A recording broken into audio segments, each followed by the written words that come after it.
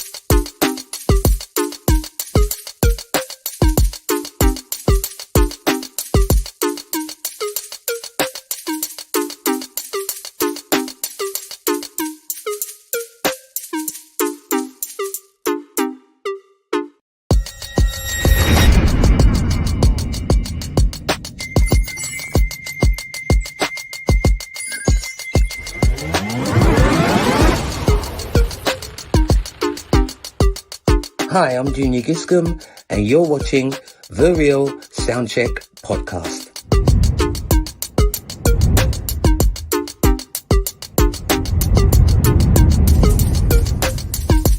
Hi, this is Carl McIntosh from the group Loose Ends, and you are watching the Real Soundcheck Podcast.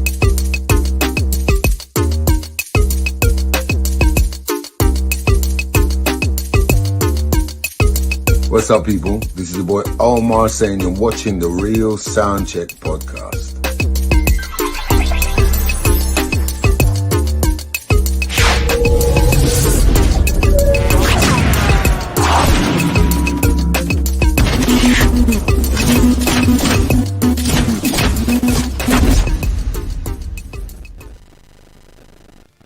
Good evening. Welcome.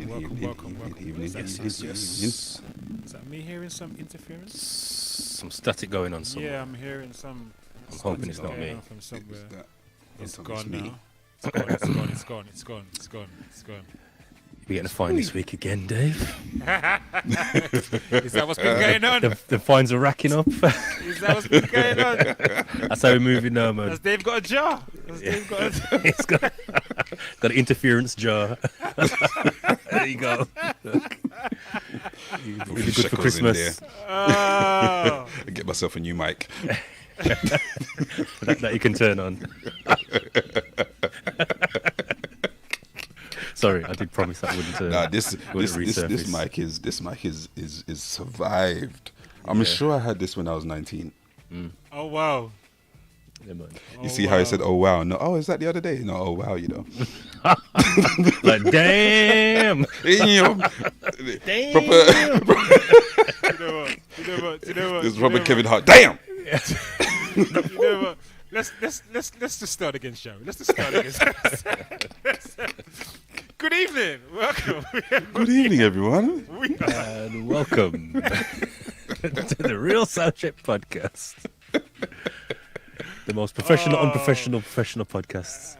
Broadcast live every Monday on multiple channels. Live. No pre-record, man. No pre-records. We're live on Twitch, YouTube, and Facebook right now. So big up all the crew who's watching us on whatever platform you're watching us on, whether you're watching the replay or you're watching us live.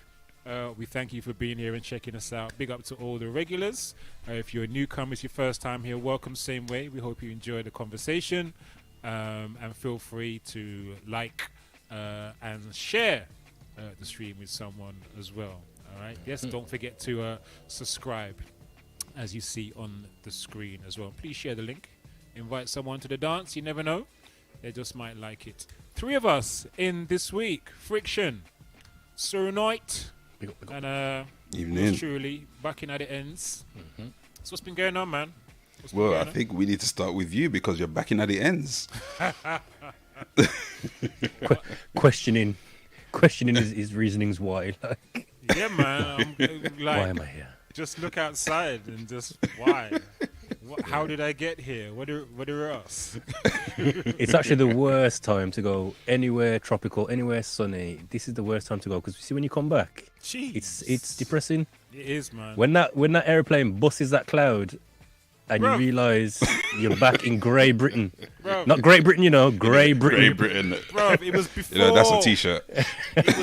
It is, isn't it? It is. It was before I got here because from before I even came back, I was hearing the stories of the weather that was here, and I was hearing that everyone's got cold over here. That's what I was hearing. Yeah, man. And you know, like when you're on the plane and the pilot says, "Good evening, ladies and gentlemen, welcome aboard. Blah blah blah blah blah. We'll be heading to London Heathrow Airport, and the local time over there is blah blah blah, and the weather is Rubbing it in, My man says. First of all, my man says the temperature is a little above freezing, maybe 1 degree. Oh, I've just been corrected. It's 0 degrees. It's actually freezing. And I'm thinking, yo, bro, I beg, why you just couldn't keep that shit to yourself? You know what I mean? All we want to do is reach. We don't need to know what we're getting into. We just want to reach. Are you one of those people man. that travels back in your holiday clothes, or do you prepare for the return? Nah, man. I stepped off the plane in my sandals and my shorts. Yeah. What? That is the Yeah, worst. man. That's the worst. I stepped off the plane in my Sandals and shorts. Do you know what? You know Wow. partly why I did try to prepare, but I bought my jeans in my hand luggage on the plane, but I left the belt, so I couldn't. Okay. I wasn't gonna be like them youths. You'd be holding them up. Come off the plane with my batty at the door. I wasn't gonna do that. Customs are looking at you sideways like, Do you know what I mean? Anything You know what to I mean? declare?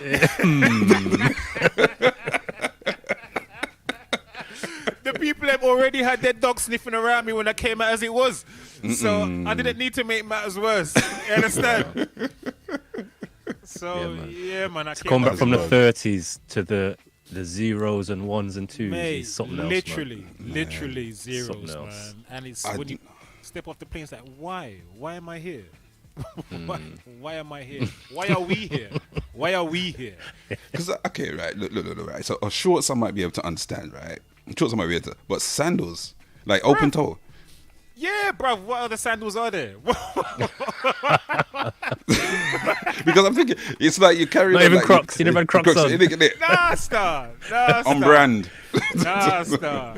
Open toe, open foot. toe, man. Because Open it's foot. like if there was someone there with the DJ Croc banner, ready to collect you, I was like, yeah, okay, cool. But, bro, you know what? Over here is it's not so bad though, because when you step off over here, you step off into the tunnel thing. You're not outside. When you step off the plane over there, you're outside. Outside, yeah. You understand? Yeah. And then make So you it's- walk across. Yeah, it wasn't so bad here because I stepped off into the thing. So That's a different type of climate change though. Like that one you look forward to. yeah, When you yeah, step yeah, out yeah, and yeah. that first breath of hot air hits your lungs, you're like, Licks you. Yeah, man. whoa, yeah, man, I'm here. Man. Yeah, I'm yeah, here. Yeah. I remember going to I went to Florida one time and we got off the plane and the airport was air conditioned. You see when that door opened? Yeah, man. Yo, and I'm talking. This is summer, like we went there for summer holidays, August. When that door opened, it was like whoa, sheesh. Yeah. There was a brother. It was something else, man. There was a brother I met over there, and he was from Florida, and he was saying in the summer months it's murderous. The heat is murderous out there. man. He said it's crippling. You know what I mean? The first time I ever got So- sunburnt in my life was in Florida. I went there for Wow. the 6 weeks holidays, man, and we went fishing. Listen, the whole of my back, my forehead, my ears, my nose, everything gone. Imagine we was out all day, fishing. The next day, I was in so much pain in the shower. Like, what is going on? Oh no! Holidays spoil. Well, it was Everything's wild. beautiful, man. It was the one word that can just sum it up is paradise. St. Lucia is where I was. It was paradise, man. It was absolutely paradise. The sun, the whole island is just lush green. Nice. And then you come back and How someone it's just turn down the supposed to be. contrast. It's gone from Technicolor, true Technicolor, Yeah, man. to just black turn and down the white, contrast, man. black and white. Black and white, man. Black and white. The mist is like the fuzz. Yeah, man. When the plane was coming in, I look out the window. There was no green. There was no blue. There was nothing. It was just grey, dusty, dirty, tinking. I was vexed. I was vexed. I didn't want to be, but raw. Butch. Good evening, fine as Butch. well. You have to do something with your sound, brother, and come back. Does he know he's in? Yeah, he's just muted. I think someone's muted. I've just muted him. Okay. Yeah, you're gonna have to do something with your sound, Butch. So yeah, it's good to be back, Dave. Apart from the weather. In fact, no, it's not good to be back. I was just about to say, after all that, It's not good to be back. how It's not easily good to be the back. lies roll off our tongues. We've been conditioned. It's not good to be back. It's Good- not. yeah, Sorry, man. I caught myself. I caught myself. It's not good to be back. It's not actually not good to be back at all. It's not. And I nearly extended my stay. I very nearly extended my stay as well. How long were you there for? The week. I went there for Just the a week, yeah. Yeah. Nice, Yeah, yeah. nice getaway. Yeah, man. Oh, if you're not following Croc on Instagram, go check him out at Croc UK, at DJ Croc UK, and you'll see the waterfalls that he was under. You're gonna see that's the good, green Butch. that he was Yes, Butch. everything. Welcome, Mr. Butch Cassidy. Hello. Hey. Yes. Good evening. Sorry, continue. Good evening. Yeah, so if you ain't following at DJ Croc on Instagram. Go do that. And also the other brothers as well. They got their socials that you can also follow, as well as following the Real Soundcheck podcast on the various platforms as well. Yeah. Good evening to all the people in the chat, coming into the chat. Good evening to the family. Good evening to our wonderful mod, Mitchie Boo, in the place. Good evening, Mitchie. Happy Monday. Thank you for being here, looking after us. We appreciate you. Thank you. Indeed. Good evening, DJ Marvelous, who nearly made me miss this evening session car. I was listening to DJ Marvelous on Raw Soul Radio about I'm making reels for DJ Marvelous. I'm listening to DJ Marvelous and I'm sending it to her, you know, like I don't have things to do, like I don't have my own something to come live and do this evening. I'm glad you admitted it, because I was going to throw you under the bus. I was about to call you and say, Marvelous, you need to stop it. Innit? Listen. Making man late for his own podcast. Let me just say on record, yeah, DJ Marvelous is my favorite neo soul DJ. My favorite neo soul, and that's no disrespect to all of my neo soul playing brethrens and sistrins, but DJ Marvelous is the one. My girl has, she just has an ear for amazing music. I don't know how her levels are just. Up. Yeah, man. Just consistently every week, Raw Soul Radio, 7 p.m. every Monday. If you want to nice up your Monday evening, just wash off the crosses from having to go back to work. Just tune into Raw Soul Radio, either on the TuneIn app or on the website. 7 p.m. every Monday evening, and you're nice. Trust. Thank me later. Yeah. Good. Good evening, Miss Naturally J. Good evening, Miss Naturally J. Happy Monday to you. Great to see you in the place. Black Gypsy, what up, Kerry?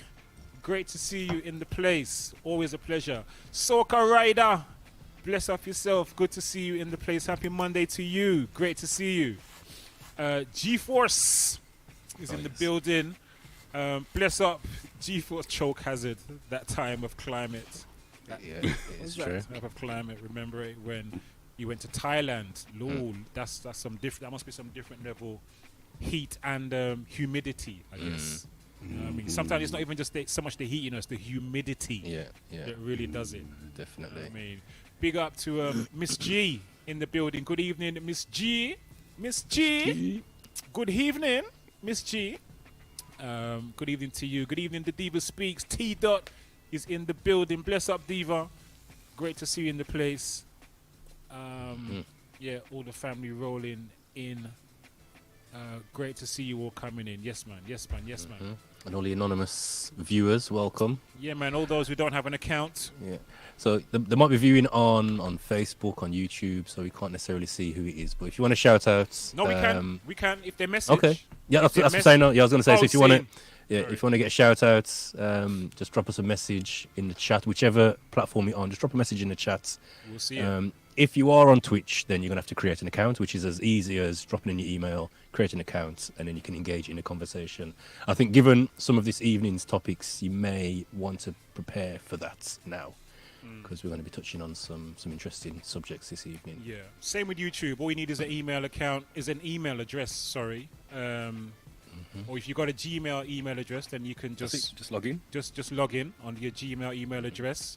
Good evening to Melissa Gilly. Just rolled in the building. Bless up, Melissa. Happy Monday to you. Good evening to you too. Great to see you. So yeah, what's been going on, fellas? What's been going on? Well, with me, it's been a pretty mild week, pretty chilled, enjoyable. Went to a couple of dinners, and one of the dinners, when I tell you this Yorkshire pudding, like took up about a third of the plate. It was just huge. It was like tall and it was just wide, and yeah, it was nice though. It was nice. But was that a good thing or a bad thing? It was a good thing. Okay, because depending on how it tastes, that could be either a good thing or a bad thing. You understand? Yeah, I didn't quite need a sword to get into it, but you know, the knife was pretty high before it came all the way down and whatnot. Did they put the food in the Yorkshire pudding, or was it on a separate plate? Nah, it was in the plate, so it was, you know, all in one. It was like a roast. Yeah. Okay. Yeah. Sounds like a call free. Yeah, that was nice. And then got to see what Butch saw the other week, which was the Hunger Games. And, See what I said? See exactly what I said? Yeah. Went to see What did you with- expect? It's the Hunger Games, man. Yeah, but you know, like The first ones were all right. Yeah, how long ago was that? That was the first ones, man. Everything's in the recent ones. Come on. Even I saw that today on my bandulu.com and just says, why am I even going to waste my time? Is someone actually going to be typing that now? If they ever. You know what? You know when you do the reels after this, let's see if that comes up in the auto text, yeah? Bandulu.com.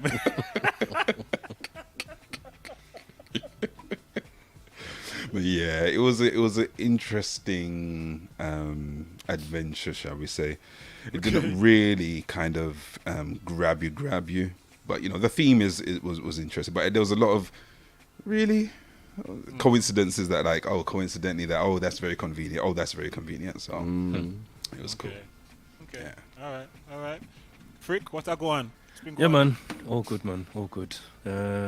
Quick salute to Diesel, Grown Folks and Tech, who's not with us this evening. Shout out to the brothers. There's usually 7 of us, but we're holding up the fort today. But yeah, man. I just had my head down, man. I've had my head down. I'm kind of preparing for 2024.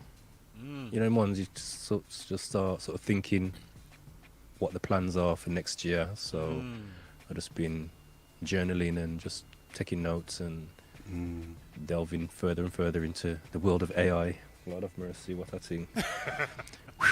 It's gone. Is this good or bad?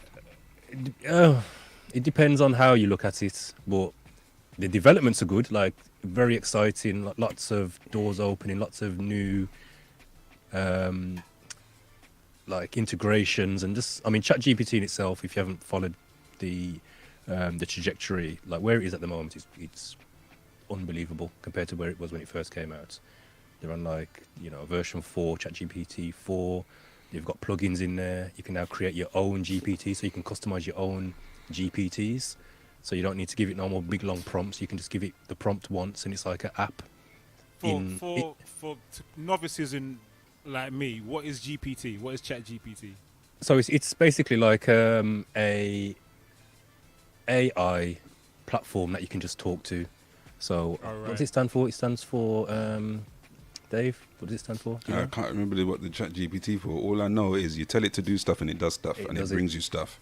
Yeah. So you might say, okay, give me the temperatures in UK from 2010 to 2020, and you go, here you go. Da-da-da-da-da. Wow. Okay, and then you can follow on the question in terms of, okay, now break it down by individual city, by month. Oh, here's the table for you. Wow. Rewrite my CV in the vein of applying for a plumber or a lawyer or blah blah blah. So you could put your CV in, and it will rewrite it in that tone and give you an intro and outro and everything else. Write a cover letter that doesn't sound too, you know what I mean, that sounds professional but not begging, and it will do exactly what you ask it to do. Yeah. Wow. Write me a 6-month marketing plan for X, Y, and Z for this target audience. And you can say, take week 1 and develop a strategy based on that marketing plan. Now, take that strategy and write 10 pieces of content for each day in that strategy. No way. Yeah. Yep. It's crazy. And but one of the biggest things, go on. No, go on. I was going to say, one of the biggest developments for me was so they released an update a few weeks back, maybe 2 weeks ago now. And like I said, you can now create your own GPT. So before, every command, you'd have to give it a prompt. Right. So you'd have to say, you're a branding expert. Go and do this. So you give it like a prompt, which would create like a criteria. You'd say you're an employment expert or you're a marketing expert. So it takes on that persona. Right. What you can do now is you can create your own like little apps inside of there, so you tell it once, so you could. So that's then it creating personas to do the work that you want. So you now have. You've only got to tell it once. You have an employment team, basically. You have an employment team. You can have your secretary. You can have Yeah. There was one student. It was on one of the meme things. One student stood up at his ceremony and he said, "Oh, thank you to all the teachers. Thank you for everyone that helped me. Thank you, ChatGPT." And everyone started busting up. It's real. I'm telling you, it's real out here. It's what it can do. If you know how to use it properly, it's like having, like you said, a whole team that's just ready to go. Like, just tell me what to do. I'm ready. Just tell me what to do.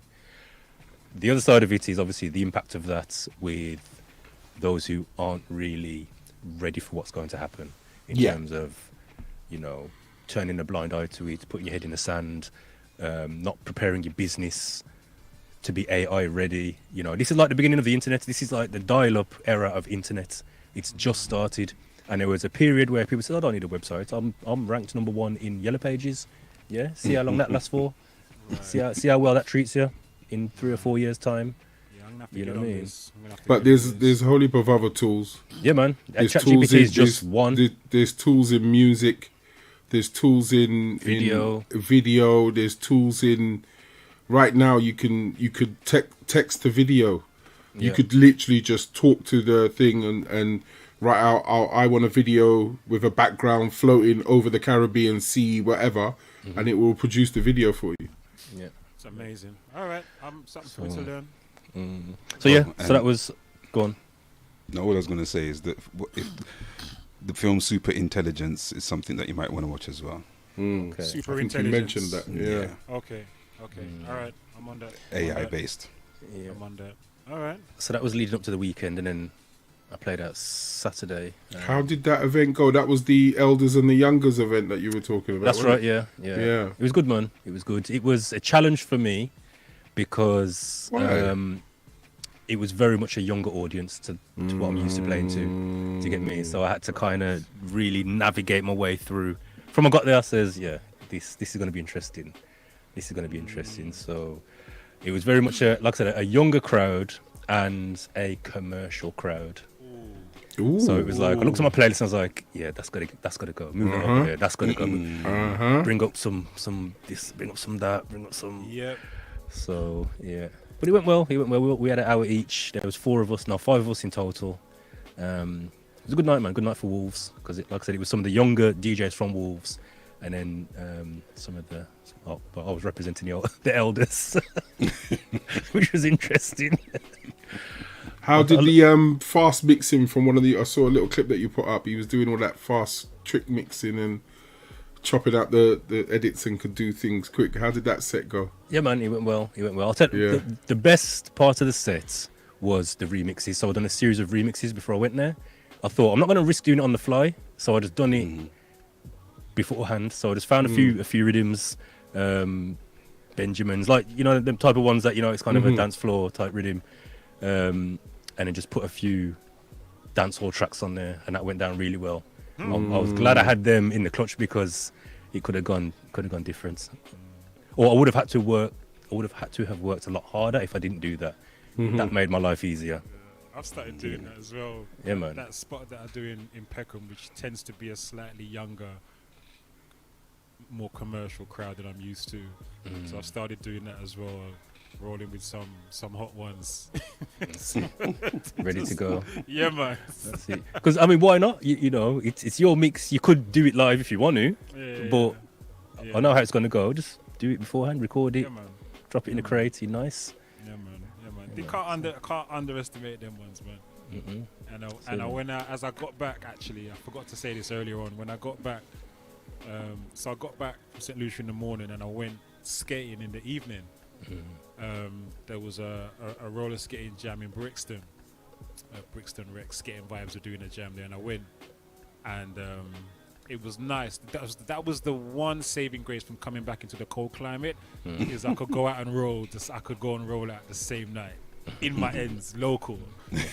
So that was beautiful. But yeah, the music that's another conversation. We'll have to. Yeah, that's another conversation.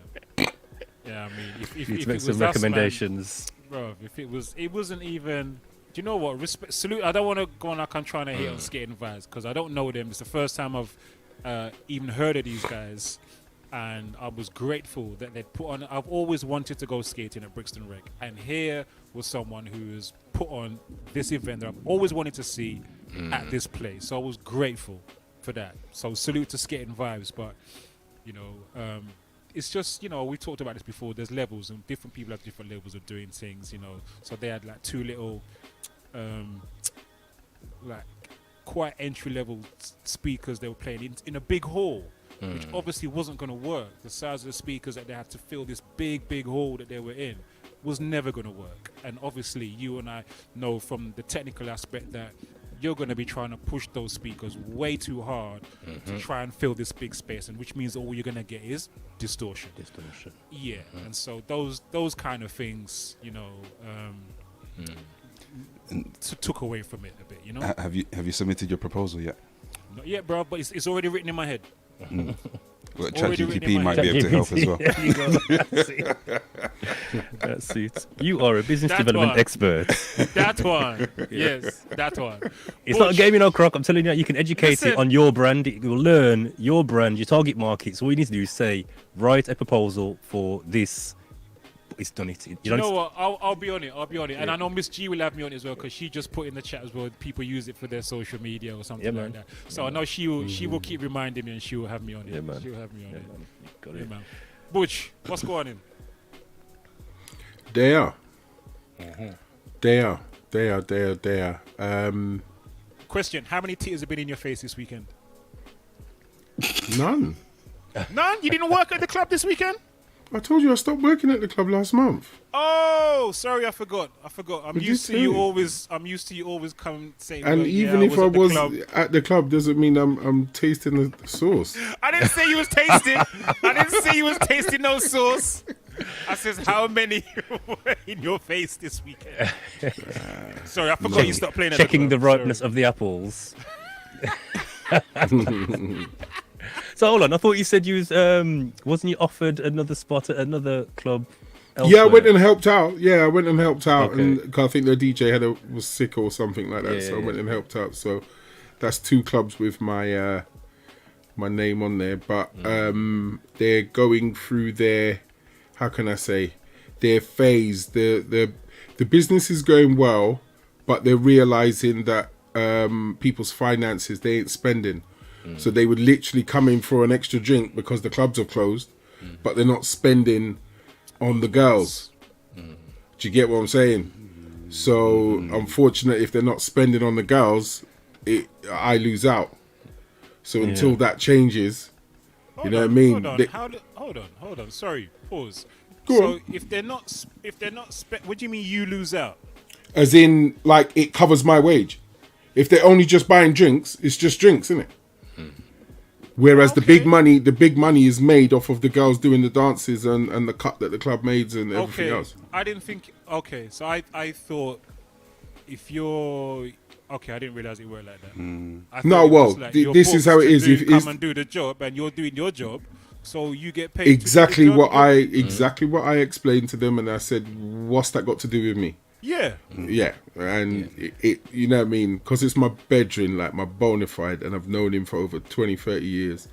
I just let him just leave it at that, innit? Wow, okay. Because at the end of the day, there were still people coming in for drinks, and they were drinking till 4 o'clock in the morning, and you know what I mean, and so forth and whatever. But you just So have to... not only did you not taste the sauce, you didn't get paid either. No, I got paid when I was working there. Oh. Don't get that bit twisted. Oh. Don't get that. But because it's part of a consortium of 5, 6 clubs, if you're not hitting your year-on-year targets and everything else, then they're gonna have to, as they always do, just look at the business and say, right, let's save that much. You know what I mean? Always us. It's always us. That's got. Why is it always us? That's got. I was just about to say the same thing. Why is it always us that have to be the first to get the looking when it comes to the chops? They're looking for ways to cut corners. Why is it always the DJs or the sound system or something like that end, our end of the business, where they're first looking to make cuts? Yeah. I wonder if, let's say, if they've got a kitchen, does the chef have the same dilemma? Like, do they feel like it's always me? Is it just like we're looking at it from our perspective? Do you get what I'm saying? Do the same managers have that same conversation with the bar staff and say, listen, I know I promised you £12 an hour, but it's been a tough night. I'm going to give you £8 an hour. Like, is that a reality? No, they most probably keep per hour, but they most Send them probably home early. yeah, stuff like that, or won't need you. You know, you might be looking 3 nights a week, but only need you 1 night a week, or just bring them down just a little bit, or like if there's a tip jar, you ain't getting your tips this week. We've had a bad night. Sorry, I'm keeping that. You know what I mean? Things like that. I've heard that going on, and you know what I mean. I've had to push £10 in someone's hands and said, don't put it in the jar. Like this is your tip. You know what I mean? Especially waitresses and so forth. Oh, sorry. No, well, I'm not in the club. But yeah, you know what I mean? When you're going when the waitress has gone above and beyond, or waiter has gone above and beyond, don't put it in the jar. Shove that in your pocket, fam. Done. You know what I mean? And it does happen, but so be it. The week was good. Because we had all the sales on, I was looking at a couple of AI tools that have been online, and they're normally subscription tools, but this weekend a lot of the tools were like pay once and you got it for life. So I picked up a couple of tools AI wise that I've now booked in, so you know what I mean, I've got a couple that's going to help with what I got to do next year with my consultancy and what I'm going to offer and so forth. And what's the consultancy, if you don't mind me asking, or is it too early to ask? No, it's literally just what I've done before, which is helping people with their different businesses. I've got my brother who does CCTV, uncle painter and decorator, cousin who is a driving instructor. So it's just looking at everything. Now I've got the tools and they don't have the time. I can be the person behind there using the AI tools to say, right, here's your next 5 posts. Here's what's going on, blah, blah, blah, blah, blah. And I'm using them as test bunnies to then say, right, let me offer it out and do what I have to do and see if I can stay on top of it and so forth. But then if it's events, it's the same thing.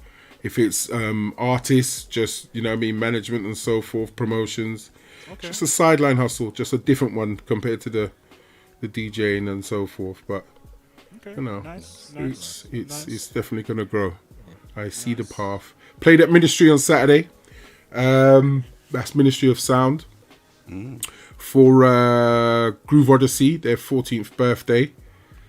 That was interesting, very, very interesting, because I've known Groove Odyssey for years. Obviously, it's Bobby and Steve, it's their brand. So yeah, you know, getting the promo out, doing what I had to do, turned up, got in. The place was swinging by midnight. I was like, this is weird. Okay. Wow. You know what I mean? The room was proper going off. So I thought, okay, let me quickly get set up and get in, because I was in the baby box, the small room at the bottom, doing the R&B. So I was the first person in. I was doing the warm-up set. And similar to what Frick just said, like I had something, I had a little bit planned. You know what I mean? It was 50% plan, 50% wing it. But when I got into that 50%, in the sense of I started my first couple of tunes when no one was on, they opened the room, I started hitting it and I looked at the room and I was like, you're not the type of crowd that I thought was going to be here. You are not. In fact, where are you lot from? Because I was just associating Bobby and Steve, and, you know, they had Louis Vega, Masters at Work. You know what I mean? It's a big lineup, massive lineup. So I was thinking it was that crossover, multicultural, but like over 28, 29, 30, up to my age. Nope. There was teeny boppers in there, young first-time ravers, phones up. I was like, But then I thought, okay, dash away the script. So I then just went into my merch box and I just beat them with it.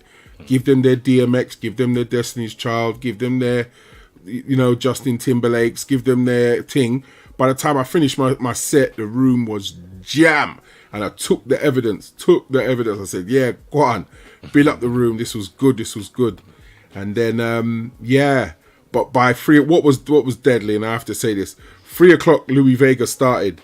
Because he did a 3-hour set from 3 till 6.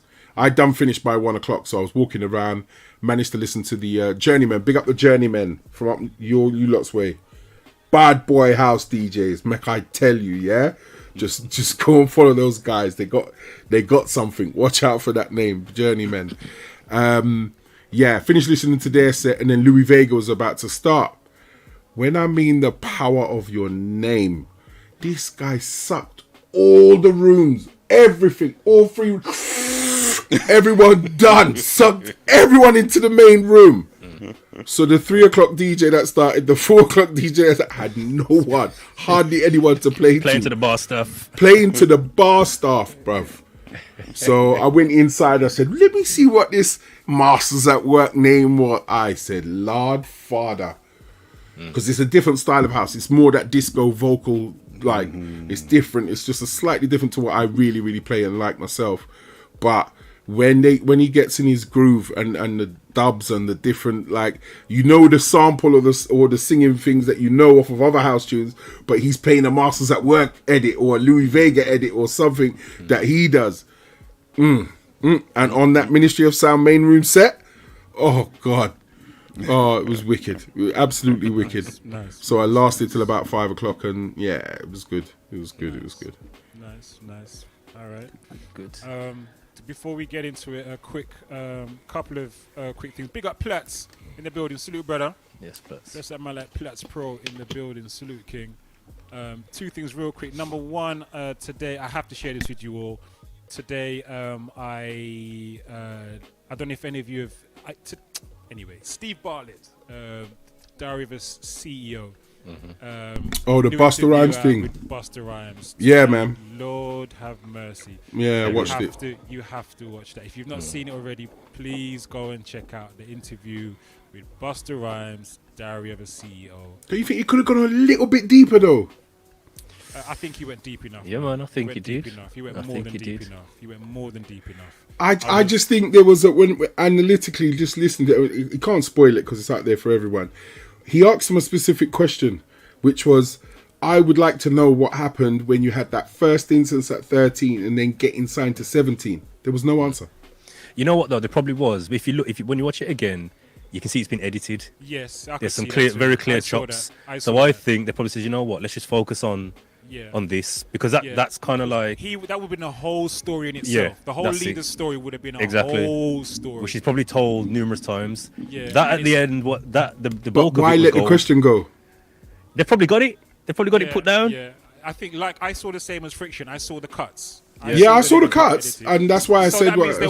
So that means there was an answer, but I assume the same. That leader story, that's a whole section in itself, man. That's an episode. Yeah, man. That's a whole episode in itself. So it was probably just too long. But in terms of focusing, I think he did a good job of just keeping it focused on Busta.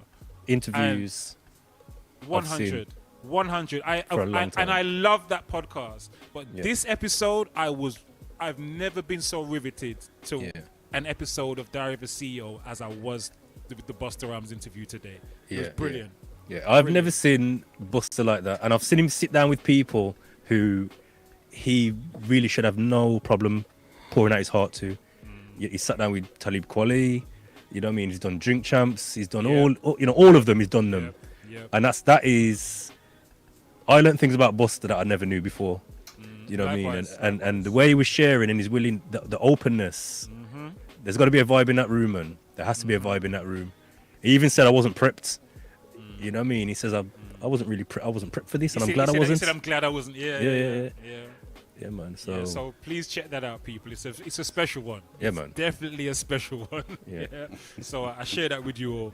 And the other thing is just a disclaimer that we are going to be talking about Damilola Taylor this evening. So just a kind of trigger alert, if that's a trigger warning for anyone, we're going to be talking about that. And alcohol as well. So if that's a trigger warning for anyone. Yes, and alcohol too. So if these are trigger warnings for anyone, then you've been warned. You've been warned. So with that being said, sexy graphics, let's go.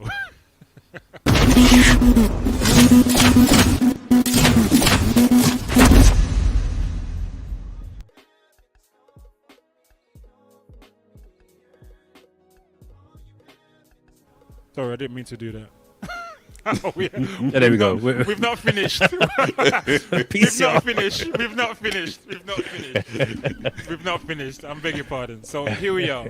Who wants to lead on this one? Remembering Damilola. Yeah, I brought it up, so I've got some notes I can refer to. Okay. So yeah, today we thought it would be remiss of us not to remember Damilola Taylor, because it's 23 years today that he was sadly killed. So yeah, it was 27th of November 2000. He was 9 years old at the time. Sorry, 10 years old at the time. And it became one of the UK's most high-profile killings. He'd be 33. He would have been right? 33 today. Yeah, 33. So yeah, he was born in Lagos, Nigeria. He lived in Peckham in London, and he was set upon and murdered by a 12 and a 13-year-old at the time. So again, those guys are going to be in their 30s, mid to late 30s. In 2000, so they were convicted in 2006. It happened in 2020, so it took them 6 years to go through this case. It was a very public case here in the UK. His parents became very public figures, very outspoken. And yeah, we just thought, you know what, it's 23 years. The way I would frame it is, have things changed much in that 23 years? Has it changed for the better? Have things got worse? It was a very high-profile case. Really, he was very impactful. Everyone knew his name. But what has changed? Is there a legacy? Yeah, interested to know your thoughts in the chat as well, people. Do you feel? I think it's a great question, Frick. It's a great time to reflect, on that and ask and pose that question. Good evening to Kizzy Wizzy in the place. Says R.I.P. young man, you'll never be forgotten.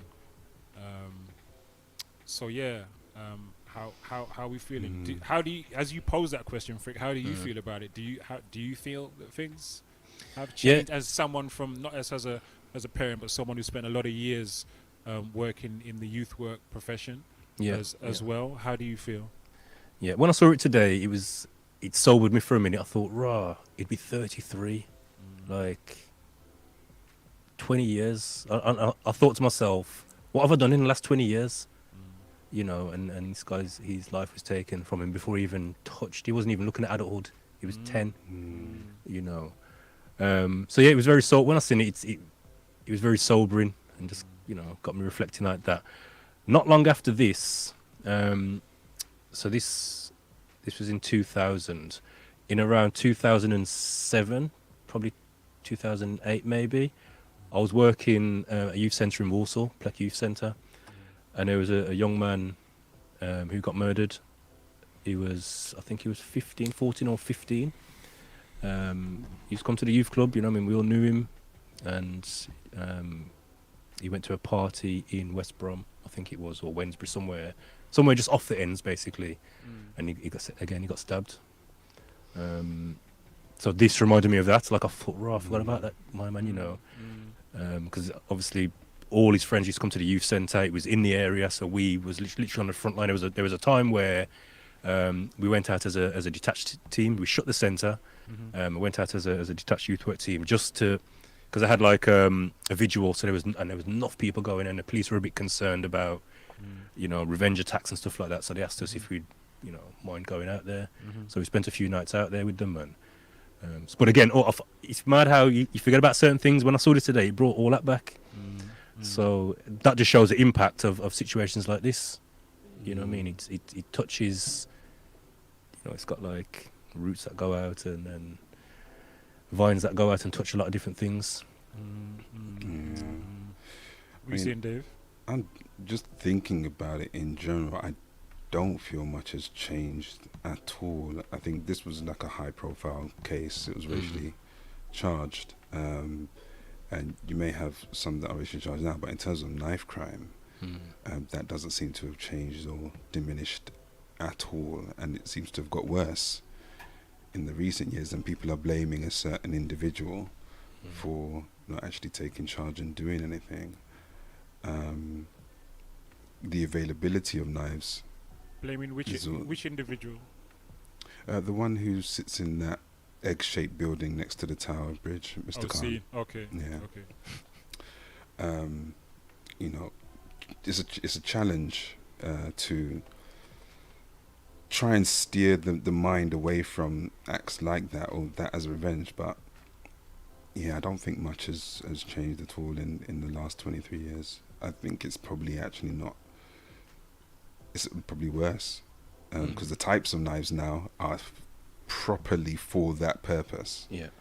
And longer and more lethal.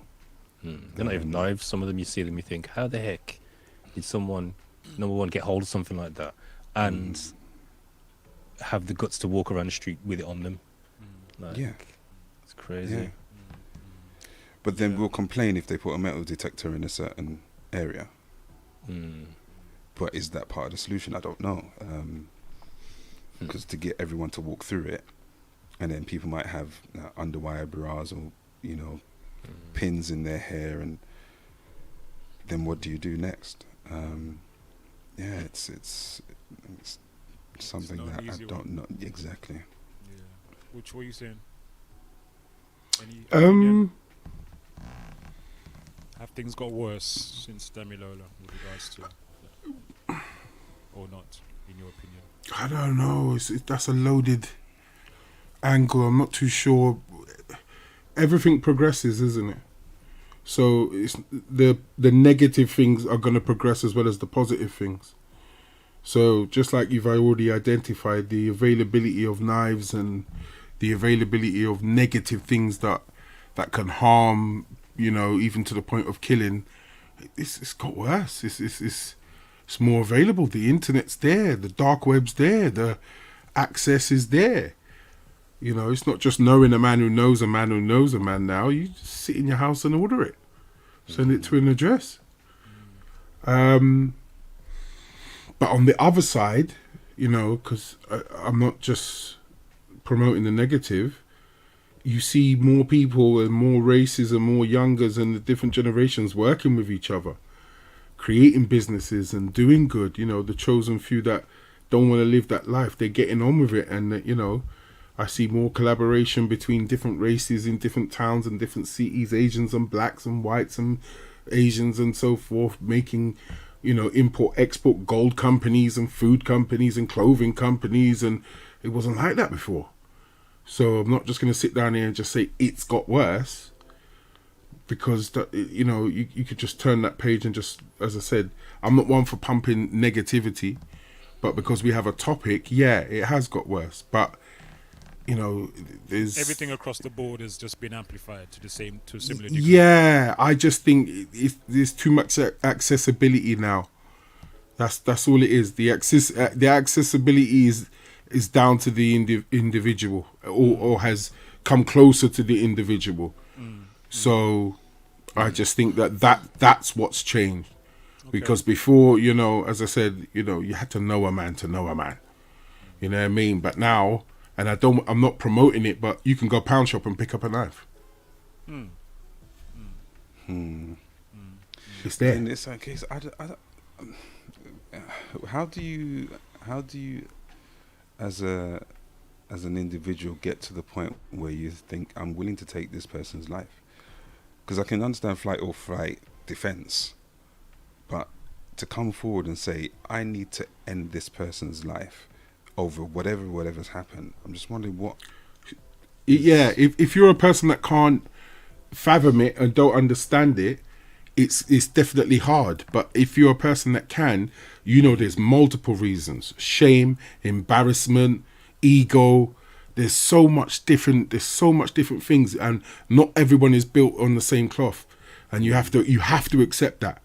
Not everyone lives by that God ruling and God fearing whatever, or maybe they do and they're hypocrites. They go church with their parents on Sunday, but between Monday and Friday and Monday Saturday, they're on it. They're on it. That's who they are. I think Busta Rhymes even kind of in a strange way talked about this in that interview he did with Diary of a CEO, because Steve started, as he usually does, by talking about his origins. Normally that's how he starts these interviews.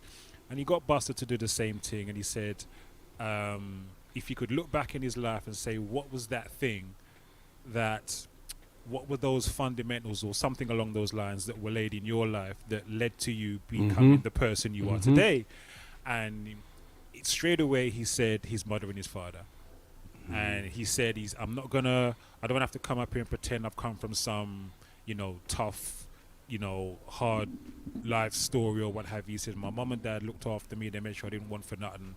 But he said that he talked about, the way he talked was very similar to the way I was raised, which was like, it was the whole village thing. It took the village to raise a child. He talked about that, and he said if you did one thing bad in your ends or whatever, if your parents didn't see it, someone else on the street or whatever saw it, they had license to reprimand you or even give you licks.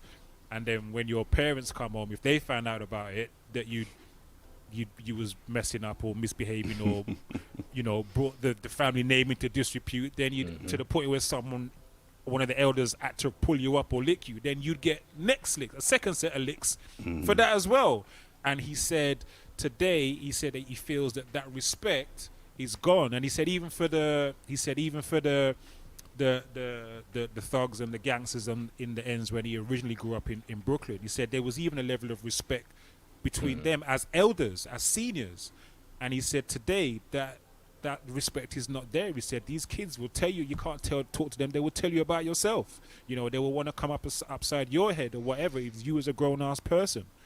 So he said that respect isn't there anymore. And on that, I'd have to fully agree with him. That upbringing, that raising, that nurturing of the child by the village and instilling that sense of respect is not there anymore. I'm sure most of us of our age would attest to that. You only got to see how they used to go on at 3:30 in the evenings when I come from school, and you can get a sense of that as well. So I think that's a part of it. So in that respect, I think things have got worse. But I think, as well as having an easier access to weapons, I think there was also an easier access. There's too much easy access to this kind of negative stories, particularly from within or about or regarding the black community by the mainstream media. Like Butch was saying, and this is one of the rare times I fully agree with Butch Cassidy. he says, honest. Yeah, man. He says both things have increased to a similar degree. But when it comes to what we are being made to digest about the black community in particular, it is primarily always the negative. So all the stuff that we've been talking about is there in the news. And for all of that stuff, like Butch was saying, there was equally amount of positive, which we never get to hear about.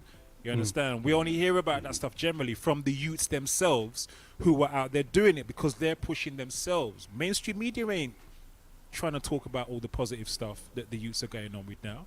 You know what I mean? The youths have to be doing that themselves, and they are doing it themselves. Another thing I want to add to what you said about Buster as well, if you heard through it, and I'm saying this in regards to what you just said, if you heard what he said, as much as he had the parental and the village and everything else, still went out and sold drugs. He still went out and done it because of the street rep, because of the thing on road. And this is what, and you just mentioned on the very, very valid point about being, like Damilola 9, 10, playing out, that playing out phase after school, rare. That's your learning ground. Getting home from school is a lesson. It's a lesson itself. That's that time. Come, we go. No, I gotta go home. Come, man, stop being silly. Come, we go, bruv. What? You wet? What? You soft? That's that testing ground. You know what I mean? You want to be one of the man them. You want to just pop out. On my day, go play arcade for an extra hour or do something. You know what I mean? Or no, I can't come club today, but I can come club tomorrow. At least it was club. At least you were doing something. You know what I mean? But for some people, it's not. It's let's go bally up and take the food from rare tear tear. Yeah, we can get round the back, and you don't know what they're on. And these are the things that me and myself, I don't saying anybody else, notice. It's the testing ground. Where I am, there's a major bus station near me. And I'm telling you right now, at least 4 high schools, 3 colleges, all the buses from them interchange at this bus station. And I'm telling you, between 4 and 6 o'clock, it is like carnival.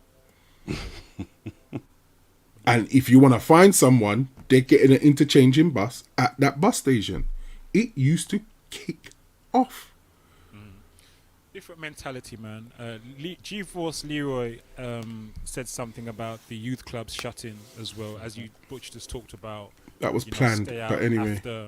After wanting to stay out after and go club or whatever, but the youth clubs shutting definitely played a part in that, because Massive. we used to have somewhere to go. We were not on the street, we were not on road, because we had somewhere to go.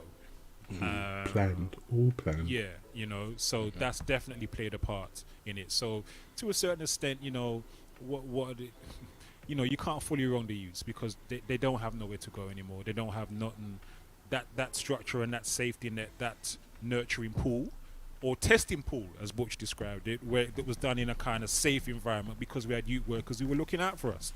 Who were. Are we allowed to hypothesize right now? Because to me, I'm surprised in how many years we've left school, why schools haven't, and this is just my brain, haven't taken the teachers that are training and let them extend the school hours and keep the picnic in the school till 6, but make it more of a club environment where you could do your homework, do your stuff, and that 3 till 6 thing, because the kids are already there. So you extend the school hours, but you change the environment in the sense of after school club. So in other words, you could do extra sports.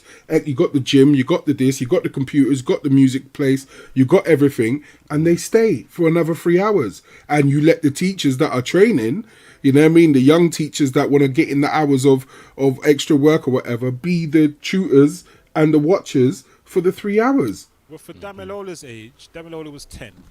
Yeah.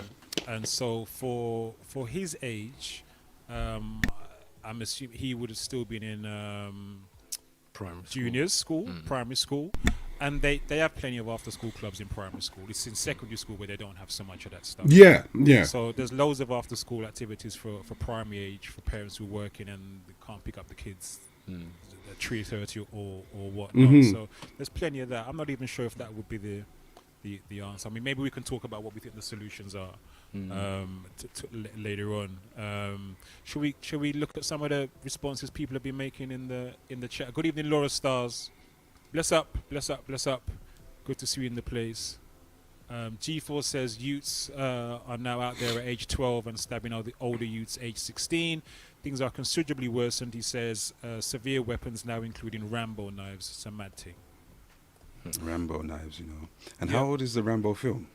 I mean, where did the name come from? Yes, it's true. It's true. Did they even know it's called that for that reason? Yeah. Rambo was 80s, right? Yeah. Rambo was 80s. The first Rambo was 80s. Yeah. And it before was most of these youths were born. Yeah, and it was because I can't remember the film properly, but That's there was some like proper in the jungle yeah survival killer knife, man. Yeah, man. Yeah. Boot Yeah. polish. Yeah, man. Some string, some needles to sew yourself up. Yeah, real thing. The boot polish. Yeah.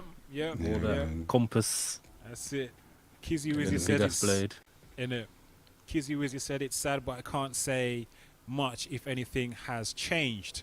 I feel that's very saddening. Things are more easily. She also says things are more easily accessible. And by things, I'm assuming she means like things like knives and stuff. G-Force also said youth clubs shut in, which we touched upon. Parenting struggling. People are broke and watching politicians ripping everyone off in plain sight. Now, here's a little question for you, a little side topic, so to speak, not to go off on, but have you had your quad annual visit from your local MP's reps? No. No? Nope. Not to even say, okay, this is what we've achieved over the last 4 years, Nope. but to find out who you're going to vote for. Nope. Nope. You only see them once every 4 years. Coming up and go, who you voting for? Like, You live what in a about- good area, bruv. They don't come knock no door and talk to no one around here. Right. What we get is a little newsletter with a picture of the MP pointing at litter on the floor, pointing at pointing at the lampposts, you know what I mean, pointing at the temporary speeding signs they put up with a smiley face and a sad face. Yeah. Like, this is what I'm doing around here. I'm making an impact. So we'll get those every say 6 months or so. But other than that, yeah, you don't. Crazy. No, I don't know when I to take had these pictures, but I never see them. Mm. Yeah. Yeah, I mean, You- and these are the things that we'd want them to be sorting out or dealing with, but yeah. Is oh man, Laura Stars. I was just about. I have You mixed obviously- feelings about this, Dave, because I have mixed feelings about. I'm always. I'm a Garveyite at heart, man. You know what I mean? I'm a Pan-Africanist, I'm a Garveyite at heart, which means I'm always about doing for self. Yeah, and I'm sure. not really so much about looking to others to do what we need or to meet our needs. If we have decades and centuries of someone not meeting, or people or a system not meeting our needs, then why do we continue to look? It's like, that's that saying of continue to do the same thing expecting a different result is a definition of madness. Why do we keep looking to them to make these changes when on the flip side of it, like Butch says, we done know the shutting down of the youth clubs was a planting, and that was a whole thing that's largely responsible for this conversation that we're having now. You know what I mean? Laura Stars is in the building. She says, evening or lurking, but I listened to a convicted killer at the weekend. He said it was about reputation and said no one could tell him anything. 100%. Thank you, Laura Stars. The streets, she said. Thank you, Laura. Bless up. So, it's not looking too good. Kizzy Wizzy said it narrated as normal, speech marks, normal, nowadays, and that's partly due to hearing about it every day and easy access. Yes, some people think they are untouchable.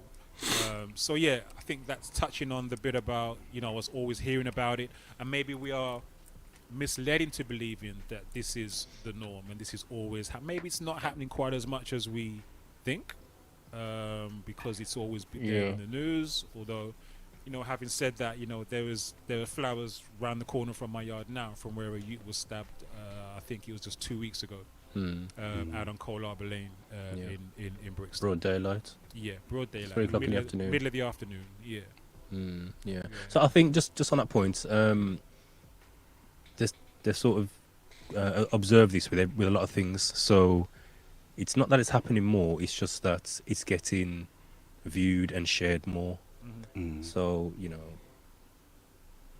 does it go? To believe that it's all the time. It's not. It's just all the time on your feeds. It's But then, so is it chicken and the egg? Then, so is it because the youths feel like it's happening more?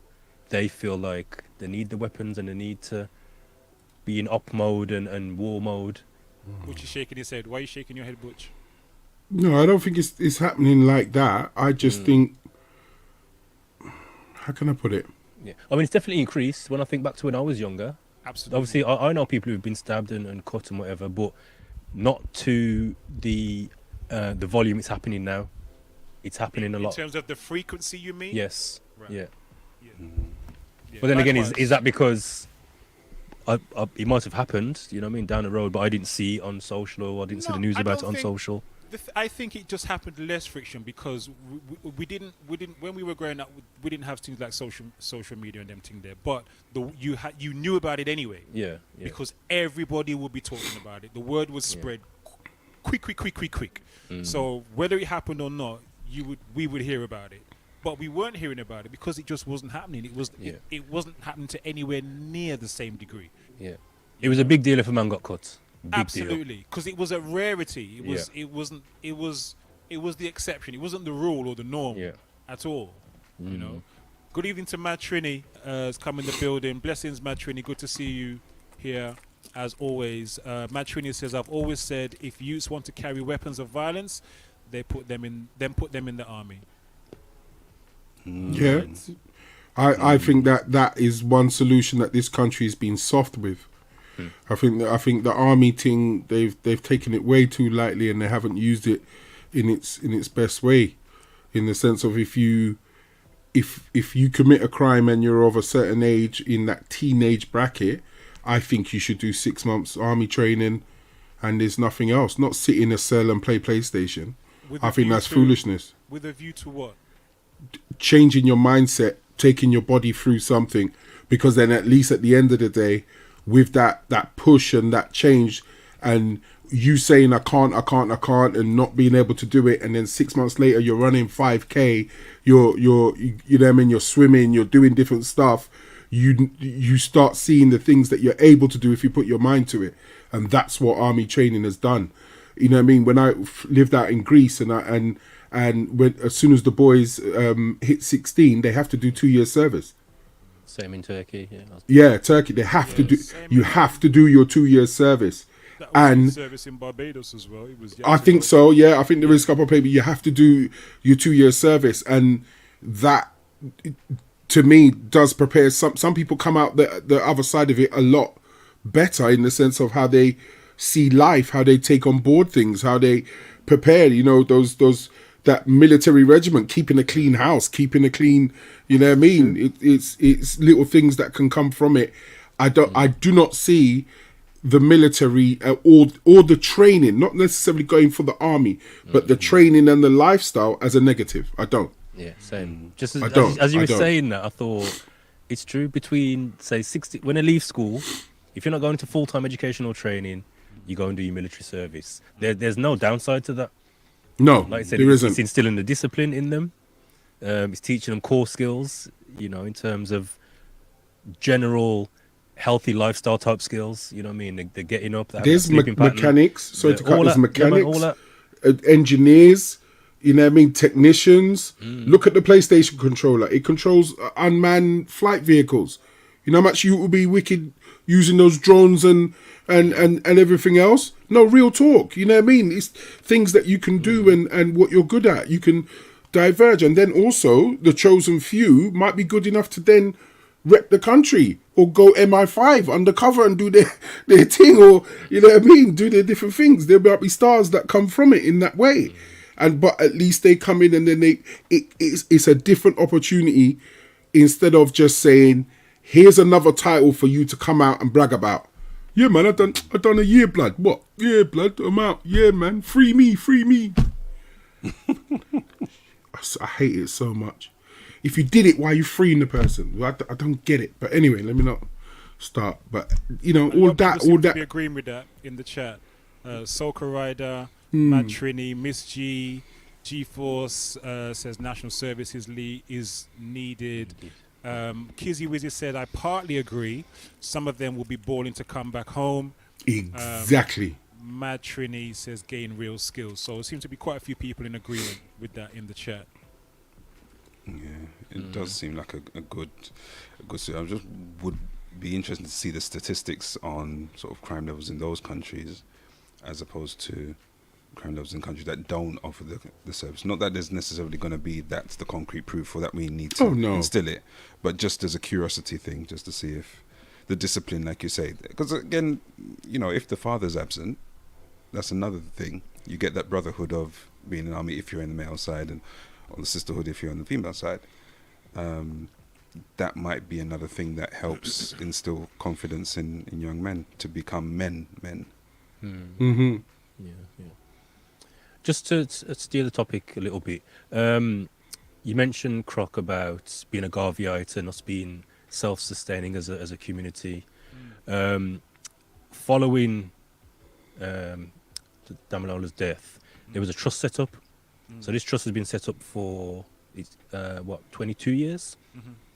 Does anyone know? Do we know what impact that trust has made? Is it still operational? No idea. Is it a local trust that only serves the area of Peckham, or is it a national trust? Do we know anything about it? Because it's interesting. These things happen. Someone could fact check and see what they report on. I don't know. These things happen, and then you have these charities and all these things, set up off the back of it. But Yeah, Do we set know? up in 2001, but it looks like it's still active because I'm on their website now. But you know, I don't hear anything about the trust. And to be honest, even if the trust is doing its thing, we're talking about a nationwide kind of issue. You know what I mean? So I think there's a limit as to what the trust will be able to. They opened a community building. Okay. Yeah. Good. So yeah, they're functioning, but I always, you know, as you mentioned, the whole kind of, you know, my Garveyite kind of principles. I think of my mind goes back to what, you know, Buster Rhymes was talking about, which was the upbringing and the way the community used to raise the child, and everybody made sure that you couldn't go too far out of line, and you used to, even the OGs used to have him up when he said when he discovered the rap thing, which was an alternative to the selling the drugs thing. He said even they were on him to pursue the rap thing.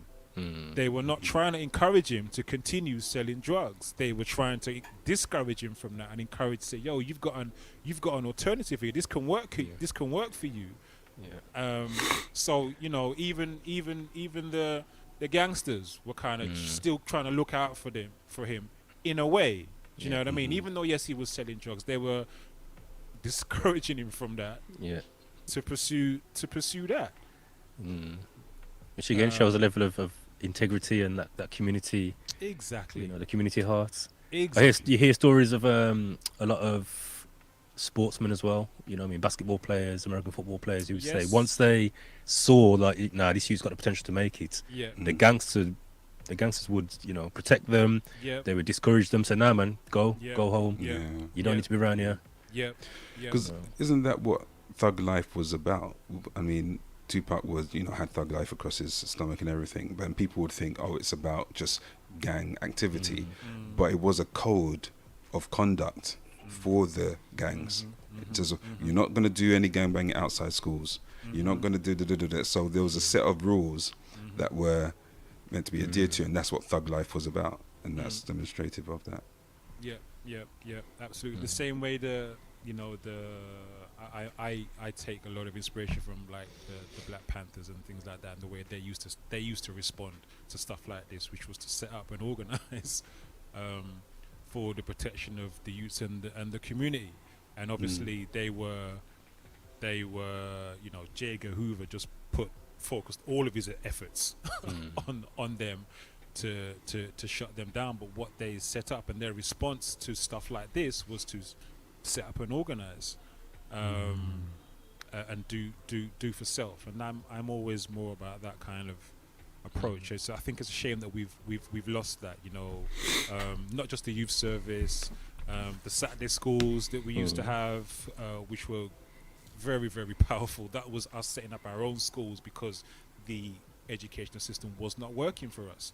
And usually the youths who went to Saturday schools were doing better than everybody else because they had not only the extra tuition, they had that extra stuff, that friction you were which one of you were talking about going into the military. I think Butch or Friction was talking about going to the military.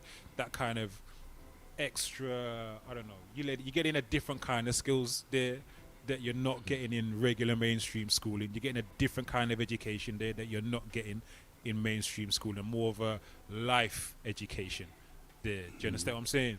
So I think all of those things, the loss of all of those things has contributed to it. They can still happen. It just takes the right individuals to do it. Yeah, they're not. I mean, them not being there is part of what is a big part, in my opinion, of why we are. It's like a good today. 2 generations that have missed out on it. Yeah, man. Yeah. And we're seeing the effects of that now. You know what I mean? It's interesting, like in terms of the number of millionaires in our community. Don't even. Say it again, Frank? The number of millionaires in our communities has increased, but and again, it's probably a blanket, uneducated statement, but I would guess to say, is the impact of that being spread through the communities these people come from. You know, I mean, look at all these rappers, you know, producers, actors, entrepreneurs coming out of those estates, or same estates that Damilola Telly was killed in, coming out of those estates and being very, very well off. You know, if they ain't millionaires, they're not far off.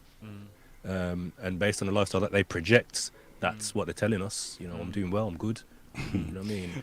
Yeah. How much does it cost to run a youth centre for a year? Probably about 75 grand. They spend more than that on a piece of jewellery, on a watch. Do you get what I'm saying? And that's one thing I got to say, just in closing this up, I got to salute and RIP to Jamal Edwards. Yes. I met him at probably about, I think it was 2000, just before lockdown. He came to Birmingham, and he was basically talking about his community projects he was setting up. He was setting up 3 community projects, you know, the building, all the resources. He was putting music studios in there, media centres in there. And I says, yeah, man, respect. Like, this is my thing, I'm doing it. And part of me, when he passed away, part of me thought, did he do that because he knew he wasn't well? You know what I mean? Did he do that knowing my time's short here, man? Because he was still young. You know what I mean? But he definitely poured back into his communities, and I don't know, you know, where. I'd have to go back and look to see where these centres are now and what's happening with them. But he definitely was on that and was about putting something for the young people in the communities that, you know, he came from and cared about. I also, you know, have to acknowledge Storms has tried to do his bit where he can in certain places as well, by finding certain things and people, and also even just by showing up in certain places where sometimes you need some of these celebrities to show up to help shine a light on certain things that's happening, and he does that, and I don't get the feeling like he does it because he needs extra press or publicity. I feel like he's doing it because he actually gives a shit. And I know there was someone who he funded one or a number of people to go to uni and some stuff like that. So I know he's tried to put his money where his mouth at certain times, but I think these are the exceptions. There's far more of them that could be doing more. You know what I mean? Kizzy Wizzy says, "Go on, sorry, Dave." Laura. Oh, I didn't see that was on screen already. Sorry. Laura Starr says, "I know army men who come out of service with PTSD and hard to readjust to civil life. So not answer for all." Good point, Laura. Hold on, let me just touch that. You're right in that sense, but it's not. How can I put it? Their adjustment and the PTSD is because they've been through the stuff. It doesn't mean that it's not wrong in the sense of how their brain affects their brain and their emotions and their feelings. And also as well, if you have, for some cases, come from nothing and then you've gone into the army and then you know that lifestyle, you don't know how to live like in, as they call it, civvy street. You don't know about communication with people and whatever. You know, yes sir, no sir, get up sir, swim sir, yes sir. That's all you know. So when you say, yeah, it's not for all, I get it, but it is a different lifestyle. So yeah, I just sit on the fence. I think there is the adjustment. You know, they don't look after the army people after they've served that well anymore. You know what I mean? I think that is, when you serve your country, you're supposed to get looked after. You know what I mean? That's just different. I think we're talking about slightly different things here, because service is different from we were just talking about the training. Young people we were just talking about, but she was talking about going in the army. I ain't trying to see my youth go to war. I'd love for him to join the military, and just for the training aspects. For those first 2 years when he left school, from 16 to 18, for those first 2 years, go into the training, learn the discipline and learn the skill. So it's college, it's all that. But in terms of going to war, nah. I would say get out. Absolutely. Quick. Absolutely. Get out. Absolutely. Because again, that's where a lot of the negative, and that's what I'm saying. Like for me, it's all positive until it's time to go to war. That's when it's like nah. Yeah, because it opens up a whole different. What you're going out for? Who you're doing it? Why are you doing that to them? And we don't need you getting involved in other people's BS. That's it. But the service, And this is where the ex-army man could get involved. Come out and train people in those things as that after school or after thingy club. Teach them how to do what they're doing, and giving back might help them, you know what I mean, adjust, show them, you know what I mean, that the skills and the thingy you learnt, that community give back might help them. And I think, I don't know, I think it's just sitting there waiting. Slacking. I must say that I've seen excuse me, on a slight side note, this thing keeps popping up on my feed from Levi Roots, who's offering mentorship, to young people who want to go into business. And I know Levi Roots is someone who's had his fair share of flack for his reggae sauce over the years, but at least he's trying to. It seems like he's trying to do what we're talking about, which is to give back to the youths, and he's trying to show them how he got to be a success, the success that he is now. I remember you know, Levi Roots, he didn't come from it wasn't all sweet for him. You know, he's kind of foundation man, was one of the foundation members of Coxon, like foundation members of Coxon Sound. You know, so he's done his journey and whatnot. So some people, I think, are trying to give back and make a difference, but it's a shame that they seem to be the exception rather than the rule. There's not enough of them in those positions doing it. Good evening to Mr. Diesel. Salute fire. Diesel, who's in the chat. Bless up, sir. Kizzy Wizzy says, I feel for this younger generation. I don't think they've been allowed to be children to a certain extent. I feel they grow up too quick these days. Good point. Another good point. I'd have to largely agree with that. We're going to have to start drawing this one to a close, gentlemen, because it's gone 10:30 already. So in summing up, thank you to everyone who's put their messages in the chat. In summing up, it sounds like we're saying that things haven't, and correct me if I'm getting this wrong, but it feels like we're saying that things have got worse, but at the same time there's a lot of goodness there as well that maybe we're not seeing. Yeah.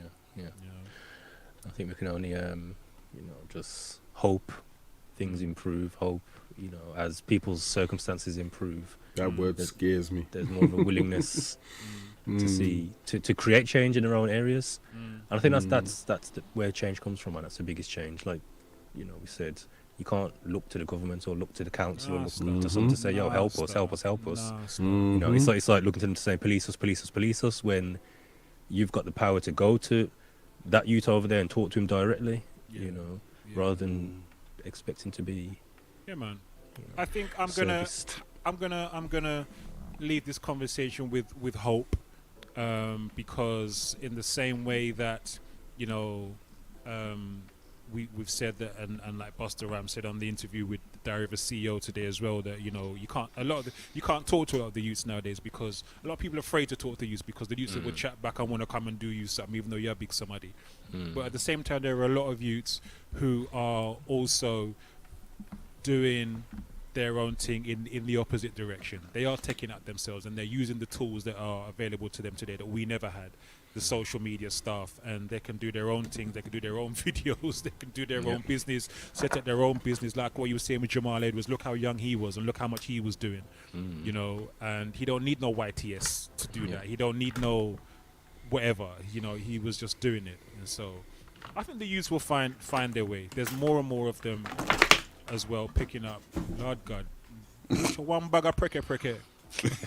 No, my charger's dropping. Finish what you're saying. Apologies. Yeah, I think there's as much of them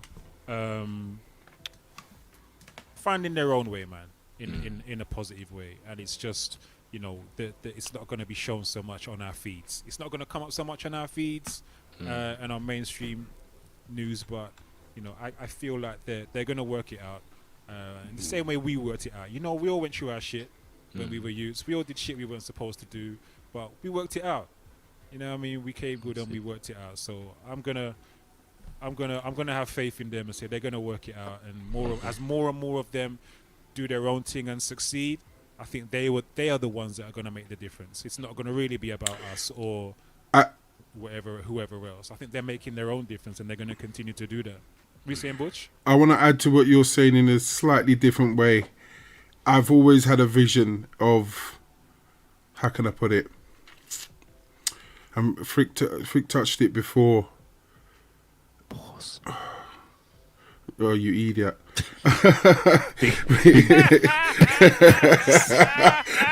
It just wishes this. Yo, hold on, let me just press that. I just pressed the marker. I just hit the marker. The first pause of the evening. I just hit the marker. we got an hour and a half in without doing it. That's good. That's crazy. Yeah. I touched nothing. That's lost. You nearly threw me off. Yeah, no, what it is just right. I'm a firm believer of, right, as you said before. You said, like, you know, some people could keep a community thingy open with just their watch or their this and their that. And I'm a firm believer, if those people really want to make a difference, then they've got to take I've got to stop being cryptic. They've got to just basically come together. And if you believe in unity, be unified. Right? If you're a celebrity, use your celebrity. If you want to remain under the radar, then do what everyone else does. Start a charity and put it through the charity and let the charity do what it needs to do. Buy a building. Buy a building in your area and let the community use the building. It's pocket change for you. But what they can get from that building is a sense of home, a sense of this, a sense of that. Utilize a multi-purpose building, office space, this space, that space. 2 of you can do it, so it's not a big weight on you. But, you know, $250,000 it might be nothing for you in 2 years. But to the community, it's something that they can call their own, and it's got your name on it. 2 footballers can, when I worked out the money that they're earning, 2 footballers can set up about six different like clubs and warehouses and stuff like that and convert them into community hubs, community markets, rare. That's spare change. You know what? That's nothing to anything there. Money. I watched I think I watched this on the flight the other day, actually. This film about George Foreman. And the grill.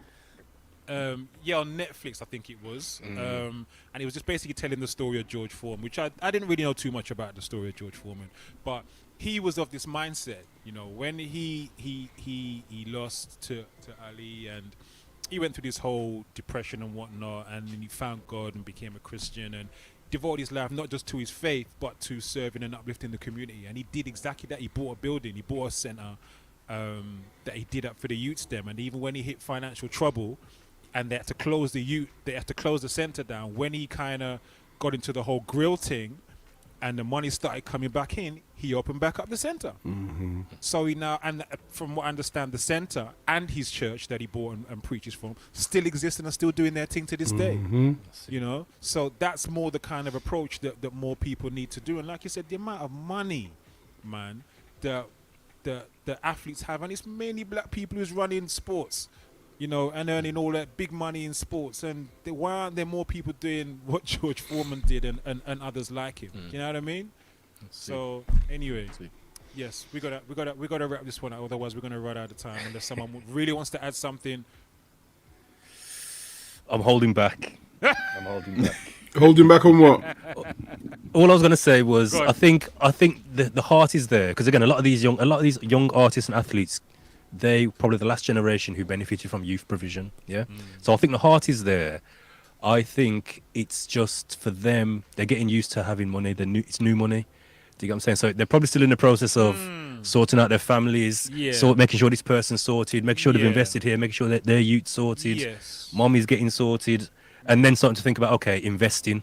Now I'm going to invest in business. Now I can see I've got a solid foundation. If the music stops off, I've got a solid foundation.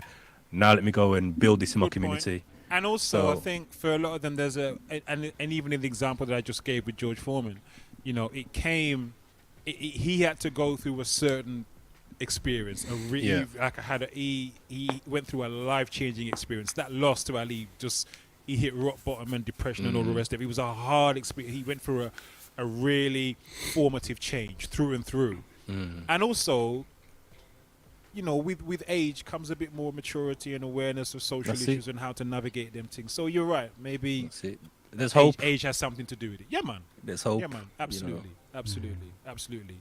And we're going to end on that positive note. Yeah, man. And then some sexy graphics.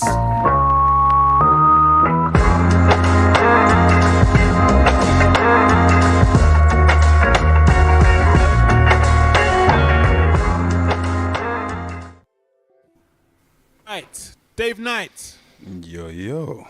Over to you, sir, for this one. Well, in the news this week, it appears that Tiffany Haddish was arrested for suspicion of DUI, well, after being found asleep at the wheel of her car. And apparently this isn't the first time she's been arrested for DUI, which begged the question to me, which I posed to the guys, which is, should there be a limit on how much alcohol people can consume on one night at a venue? And has alcohol affected you as a DJ at any part of your journey from any angle? And we can open it up to the chat as well. Any experiences you've had with people not knowing their limit, because, you know, driving under the influence is not always the best thing, and it can lead to some really, really detrimental situations. So should there be a limit to what people can drink on a night out? Should there be a breathalyzer that they do when they've had 2 or 3 drinks, or the bartender is saying, you know what, you're a bit shaky? Because, you know, people get rejected from entering a club if they look a bit shaky. So where's the line drawn?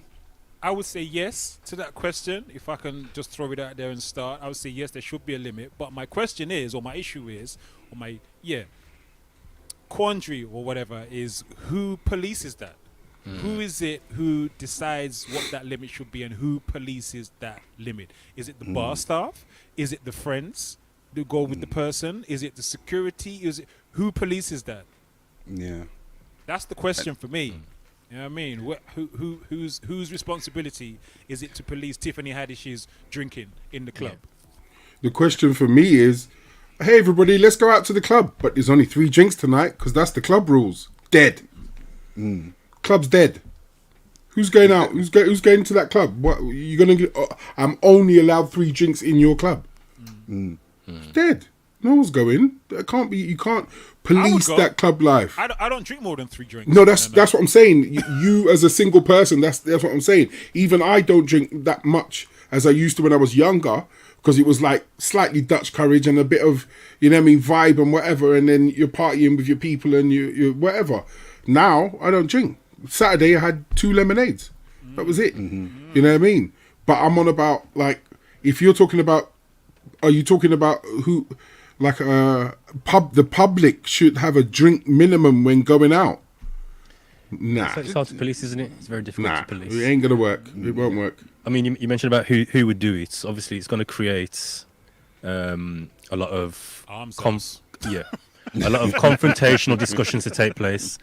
So I've shared before, you know, my wife's a bar supervisor at festivals and stuff like that, and they have to brief their staff to say, if you feel like they've had too much, all you do is tell them, you know, grab yourself a bottle of water and come back later, but I can't serve you right now.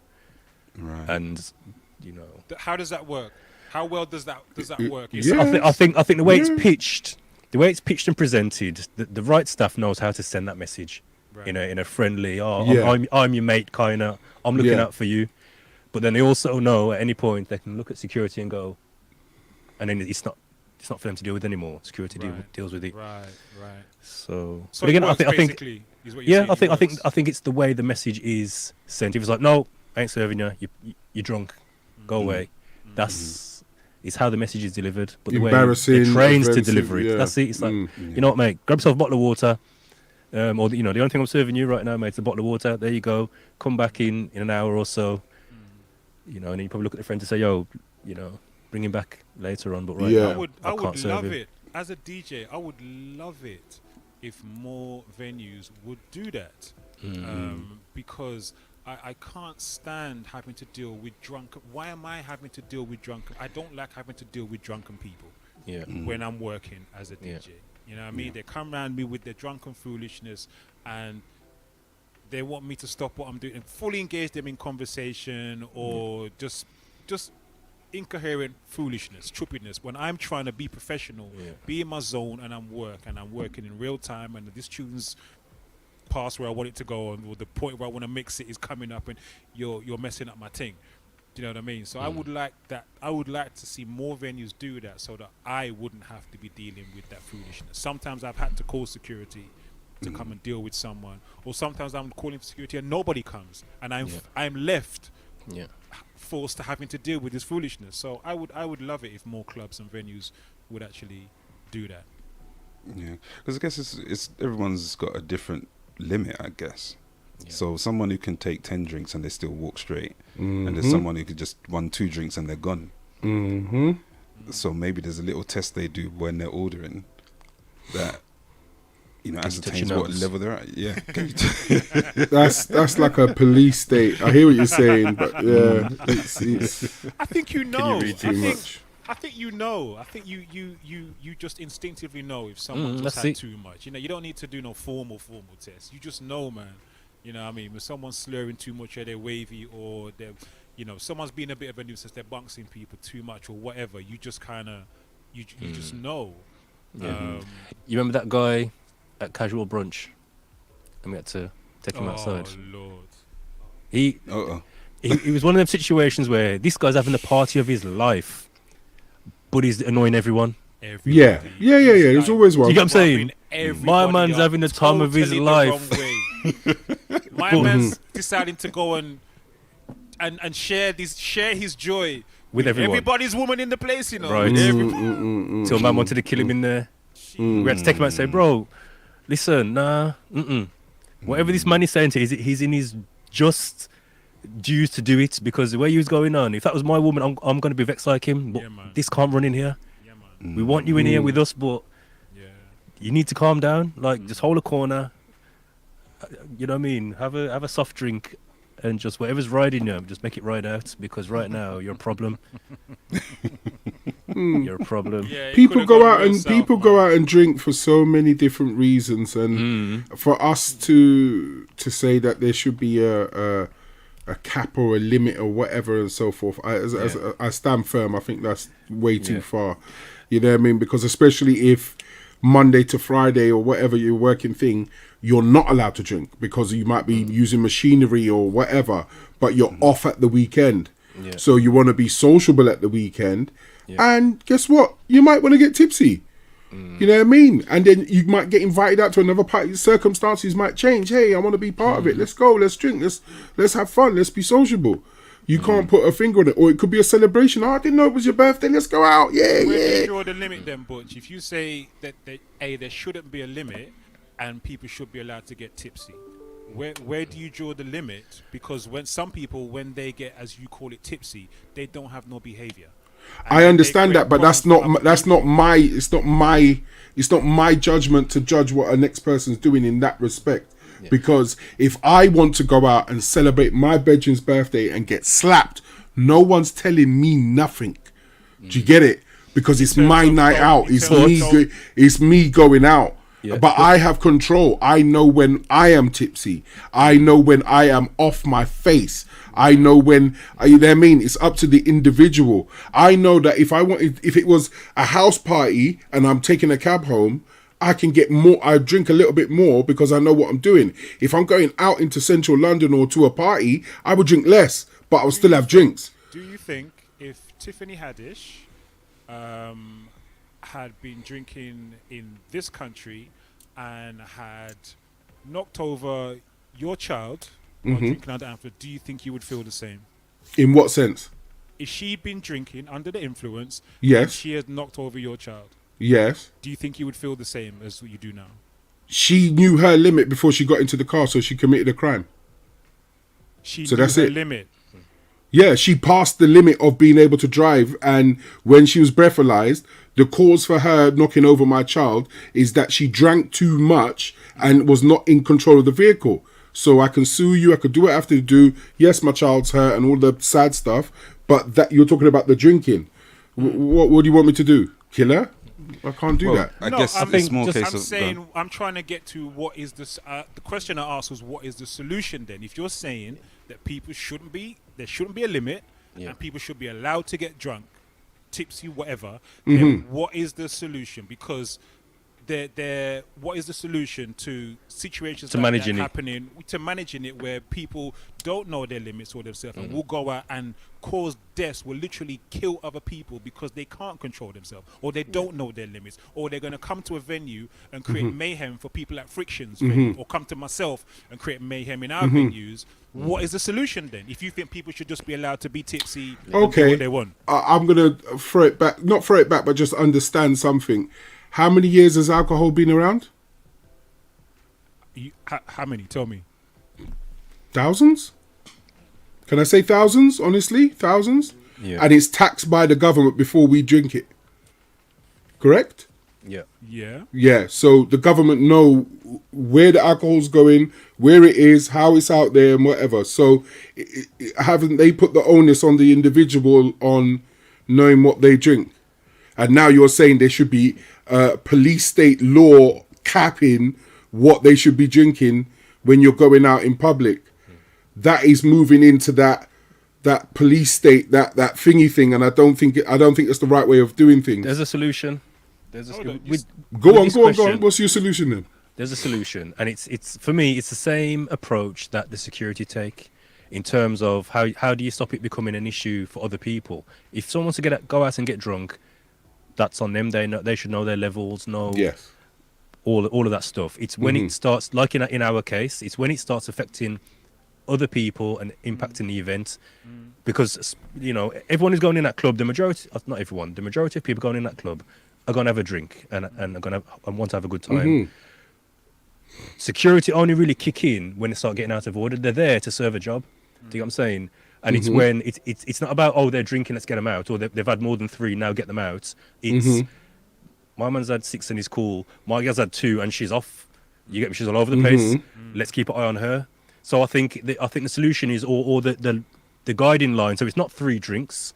It's not this much alcohol volume or units, whatever they call it. It's based on your behaviour. If you start causing a problem for this dance, messing with the DJ, touching up girl, going on, now we need to intervene and say, yo, bro, or whoever, you've had too much.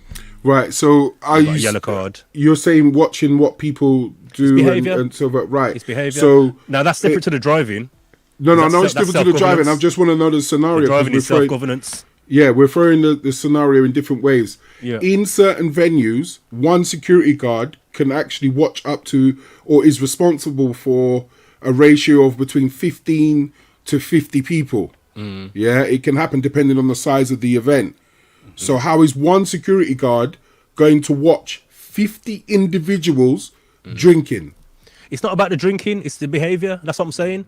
No, but that's what I'm trying to say. How are they going to? The same way. That's what I'm saying. Exactly the same way he's doing it now. He's looking out for ruckus. He's looking out for there's some movement of. He's just being observant. He's there. People in the place. That's a minority of people in the place. If there's one so that's what I'm saying. If there's one individual, that's what security is there for. So it's not based on the alcohol. It's based on the behaviour. Yeah, but that's what they do, don't they, already? Yeah. Exactly, that's what I'm saying. So that's the solution. If you're saying, like, in this situation now, what's the solution? It's not limiting how much people drink when they go out. You can drink what you want when you go out. Like you said, you can't tell me how much I can drink when I go out. However, I see it, you get me, I see where I do my residential, I see it there. There are people who they know and we know, keep your eye on my man, because once it starts, it could get messy. Facts. You get me? Yeah. So as much as there's 300 people in there, or however many people in there, the security know, okay, boom, yeah, watch my man. If it's spotted. And that's the due diligence of staff, management and security. If you've got a big dance like that, you're not necessarily going to see. You're not going to see. You're not necessarily going to see when that thing kicks off in the middle of the dance. Yeah. So, and by which time. Oops. Oh no. It could be too late. You understand? So, have I gone? You did. No, you're back now. You're kind of back. Oh, kind of back. Yeah. Yeah. So, let's have some of the comments. So, some good comments coming up in the chat here. Kizzy Wizzy says there's too much revenue to be lost. I don't understand how people even get to that level. You never know what someone is going through. Mr. Diesel says, Kizzy Wiz, you never know what someone is going through. A lot of them get mashed up to forget. Kizzy Wizzy agrees and said very good points. Kizzy says, I don't like it when I go out and don't feel like any alcohol and people are trying to shove it down you or frown upon you for not wanting alcohol. 100%. Well, I mean, Diva, go on, Dave. I was going to say, Friction had to refuse drinks the other day. I very rarely refuse a drink, but like I said, for Saturday nights, I was given probably 5. I never bought one drink for myself. You know what I mean? The only drink I bought was a bottle of water. But throughout the night, it's like, yo, you're not asking me for what one. It's like, yo, there you go. Do you get me? And a lot of times it's out of respect or whatever it might be. Do you get what I'm saying? I've been and it gets to the point where you just start putting them to the side, like, right. That's the one. Because playing in venues where alcohol is on tap for you because you are working there, especially like a chip shop where the DJ spot is literally behind the bar. You're literally playing from behind. The man's pulling pints right here. Sorry, bro. Sorry. Right, literally. So drinks are always flowing, and we have this thing in chip shop where the staff have this thing where you all have a shot, and it's like a family thing, and you all have to do it basically. So drinks is always flowing, and people always wanting to buy you drink, and so all the time I keep saying, boy, I don't really drink, you know. Some people take offense when I say, boy, I don't really drink. They feel like you're shunning them, so I'll accept it. But I got shown to just do what you said, just put them to one side. You can accept it, so they don't feel away, but just put it to one side. You don't have to drink it. Diva has come up with a great point. Says have a zero policy for drinking and driving and a heavyweight jail sentence. I think that's a great idea. I think that would be a huge deterrent, more than the taxing thing and whatever. Then if people know, sir, you get caught under that, you're gonna face a heavy jail sentence. Mr. Diesel says, I don't think there is a solution. People will just go to somewhere that allows them to drink what they want. Also, what stops them from doing the same thing at home, then going out? 100%. I think doing it at home there's no way you can police what someone does in their home. Not at all. I think in a venue, in a public venue, I think that's something very different, because there's members of the public to consider around you, and other people they're working, and you know their events and their livelihoods, like your event, my event, or whatever, is being affected. So I think that's slightly different in your yard, but. Anyway, Miss G says some people don't know their limit. Yes, that's why they can't remember what they did in the morning. What, I got thrown out? Me? Diva says France has strict drink driving rules. It will be interesting to know, their stats in terms of their DUI stats compared to America's and the UK's, if that is true. There's technology out there already. It's already out there, but it's not being used how it should be used. If a country's gonna moan about like alcohol and everything else, every car comes with a breathalyzer. How about that? Because it's out there. Like just immobilizer. It will not start if it's and you blow and it says you've had too much. Your car will not start. The technology's there. You know they'll get other people to blow into the thing, man. Right. Find a way. Exactly. So this is what I'm trying to say. You know what the things that blow the old bellow. The bellows, yeah. Bellow. This is what I'm saying. Let me pay the homeless man on the side who collects the money in the cup. Yo, Brendan, blow. Come here. Blow here for me. And give him the power. And this is what I'm trying to say. So car manufacturers spending all of that money to make it part of the car for other people to go and blow in it is a waste of money.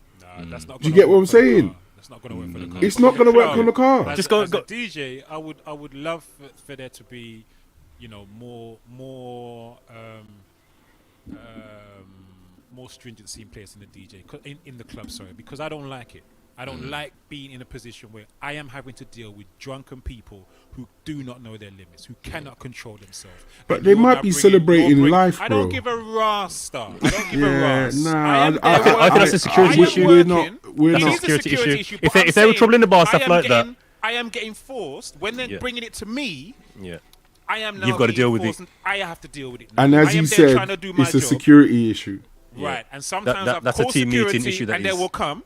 And there's other times when I've called for security and no security's coming. Yeah. And if that was a bar stuff and it didn't turn up, that would be an issue. But because you're the DJ, or because maybe it's not. If it was a female DJ, if it was a 5'4", you get me, blondie playing. Looking at, would they be quicker to intervene? Yeah. Right. Right.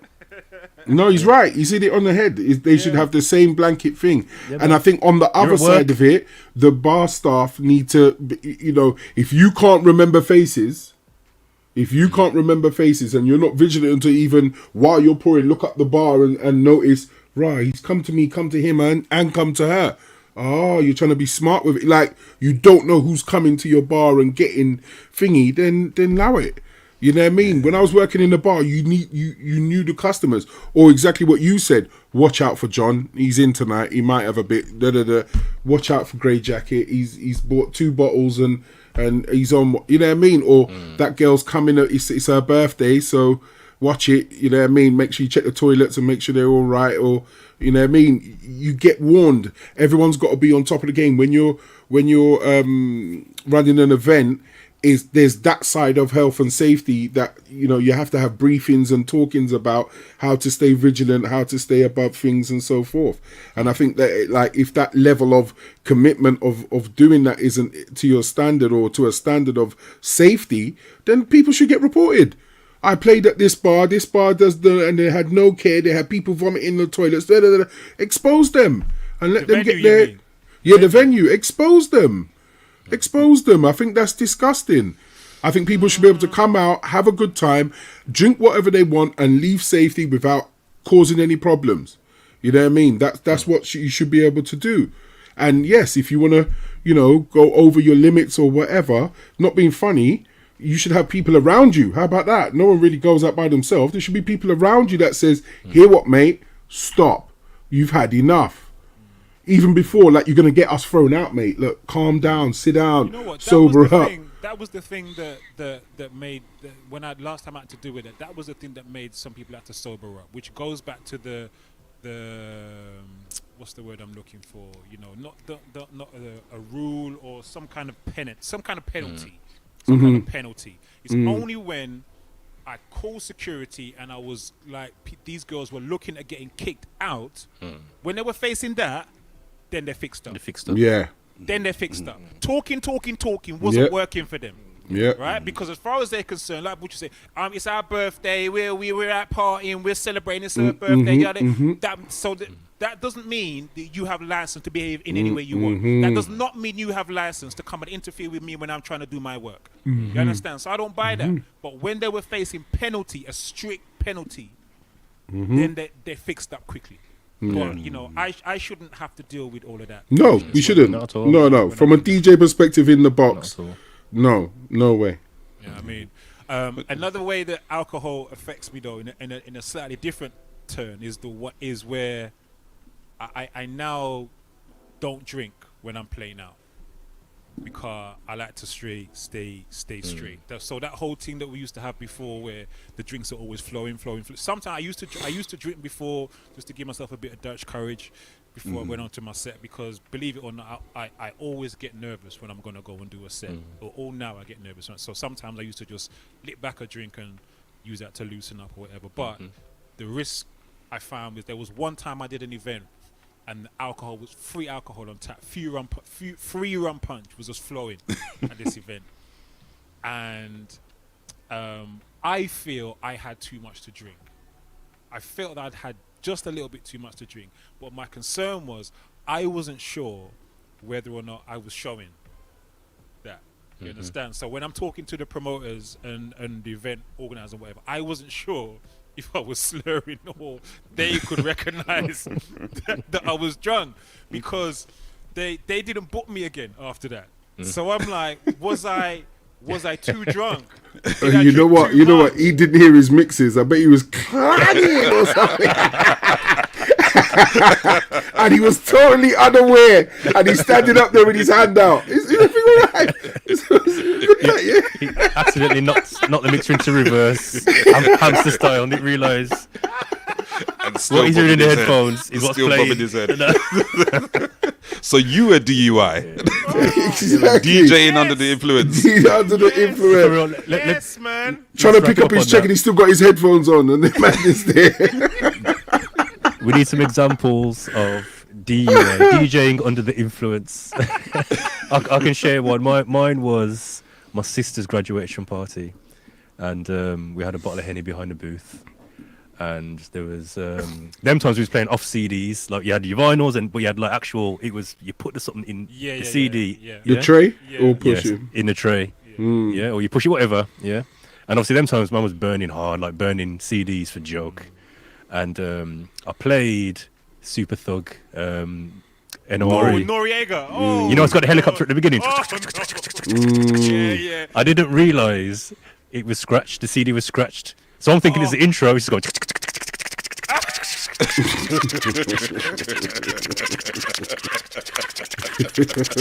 I'm waiting for the tune. I'm thinking, yeah, man, this is the anticipation when it drops. Yeah, it's gonna come in. It's gonna go off. Someone comes and says, "Yo, the CD scratched, man. What's up with you?" I was like, "Oh," and then obviously you got to forward into it. I had to forward into the track. It was just terrible, man. So that was my lesson. Yeah. So now I refuse as many drinks as possible. Yeah, likewise. Before I do my sets. Once I do my sets, bring them on. But yeah, likewise. Likewise. I learned my lesson abroad. Well, not learnt my lesson. I think I know my limit. I got to learn my limit abroad, because it was exactly that. I was in Greece. I was in a club. I had two hours for my set after the warm-up DJ, so I was doing the main set from 2 till 4. Like it was all the bars shut by 1, so everyone was getting in the club by that time. And there was loads of birthdays, and my guys came over from the UK. So, you know what I mean? It was my time. I was showing off, whatever. They had their Metaxa, which is their whiskey, like their JD. I ain't gonna lie. I counted 7. I had 7 of those, and that was back in the day when I used to drink Coke. I'm telling you now, and I'm gonna be honest, it was one of the most powerful, like emotional, fun-filled sets that I'm on about. When I looked at my CD case, I didn't put nothing back in its place. Everything was all over the place, just dashing. I was on some bad man juggling thing, you know what I mean? I was killing it. And yeah, it wasn't. I went home and chucked my face off. I ain't gonna lie. That's what happened. But you know, there are certain times where I've had a drink as Dutch Courage, and it's made me catch my vibe, and then I've expressed that vibe through the music. Do you get what I'm saying? Having that vibe, being on the same level. But now, don't need it, because I've, you know, as I said, that was earlier on in my 20s. Now I can, you know, focus in that way. But back then, you got 1,000 people in a club. You know what I mean? It's your first time in a resident in a different island. I was trying to keep up with everyone and be the lad. And yeah, it was wild. Mr. Diesel says, I'm not going to lie, I've had some top nights, Brock up, DJ. Yeah. Real talk. Yeah. That's up, Mr. Diesel. Yeah. House parties. Those are the ones that I feel more comfortable drinking in. If you're talking about alcohol, I can drink house at music or in a house party in a yard, you mean? A house party in a yard. Okay. A house party in a yard, because I know I'm cabinet home, I'm local or whatever. You know what I mean? I'm with people and family and people and cousins and rare. I can get a little tipsy and catch a little vibe and do my thing and everything like that. But 5 miles out the area, ain't happening. Just to back up Diesel's point there, one of the best lives I ever saw was Diesel, half pints and a bottle of rum. Oh yeah. I don't know whose birthday it was, I don't know what they were celebrating, but I'm sure it was a school night as well. And yeah, man, they were going off, man. I'm sure I fell asleep and woke up and it was still on. Probably 3 o'clock in the morning, going for it. So, yes.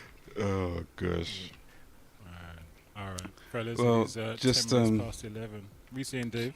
Just to round off the alcohol section, just a few helplines and pieces of information in case anybody has any issue with alcohol they want to try and resolve. There's Drink Chat, which is a free online chat service for anyone looking for information or advice about their own or someone else's drinking. They're available from 9 a.m. to 2 p.m. on weekdays. There's Drink Line, a free confidential helpline for anyone who's concerned about their drinking. 0300 123 1110. And there's We Are With You, formerly Addiction, a UK treatment agency helping individuals and families and communities to manage the effects of drug and alcohol misuse. Their line is 0808 801 0750. You can find those on the drinkaware.co.uk website. Brilliant. Nice one, Dave. Thanks a lot, sir. Nicely done. And a great way to end off this evening's session. Wonderful. Thank you so much to everyone in the chat. Thank you to all the comments that you posted this evening. Thanks for joining the conversation with us. Thanks for being here. Really appreciate you taking the time to be here with us and joining the conversation. 12 hours. Diesel said it was 12 hours. Lord have mercy. There you go. Fell asleep, woke up, it was still on. Salute to our brothers, Friction, Butch Cassidy, Dave Knight. Salutes to Grown Folks Grooves, Mr. Diesel, Technical. Yes. My name is DJ Croc. We are the Real Soundcheck podcast here every Monday, 9 p.m. UK time. All right. Hopefully we'll catch you back here soon. Catch us throughout the week. Live stream and catch us in the dance wherever we're playing. I'll be back on tomorrow evening, and don't forget we've got Terry Walker. Let me just remind people, because some people are still not paying attention. One Nation is not on Friday this week, just Saturday this week. Some people are still now read the thing. Even they say big Saturday upon the thing. All right, please know it is not Friday. It is Saturday. Saturday this week. All right, Saturday. One Nation is on Saturday this week. Okay, not Friday. Friday I am at Market House with Mr. Thing. It's Just Vibes Christmas thing. Saturday is One Nation. We have Grown Folks Grooves, Mr. Diesel, and Terry Walker doing a live PA on Saturday at Red Sea. Okay, please, Saturday. I'm Butch Cassidy. And who? Who's Portia Cassidy? Eugenal. That's why it sound like you said Portia Cassidy, because you was whispering. What are you saying, Butch? Oh, no, I might come down. I didn't know it was Saturday. Yeah, that might me come shake a leg, man. Yeah, man. This Saturday, okay? Saturday. All right? All right, brothers. Salute to each and every one of you. People in the chat, salute. Have a blessed rest of your evening, and we look forward to seeing you again soon. Stay blessed. Have a blessed rest of your week. Bye. Reality. Good night. Reality.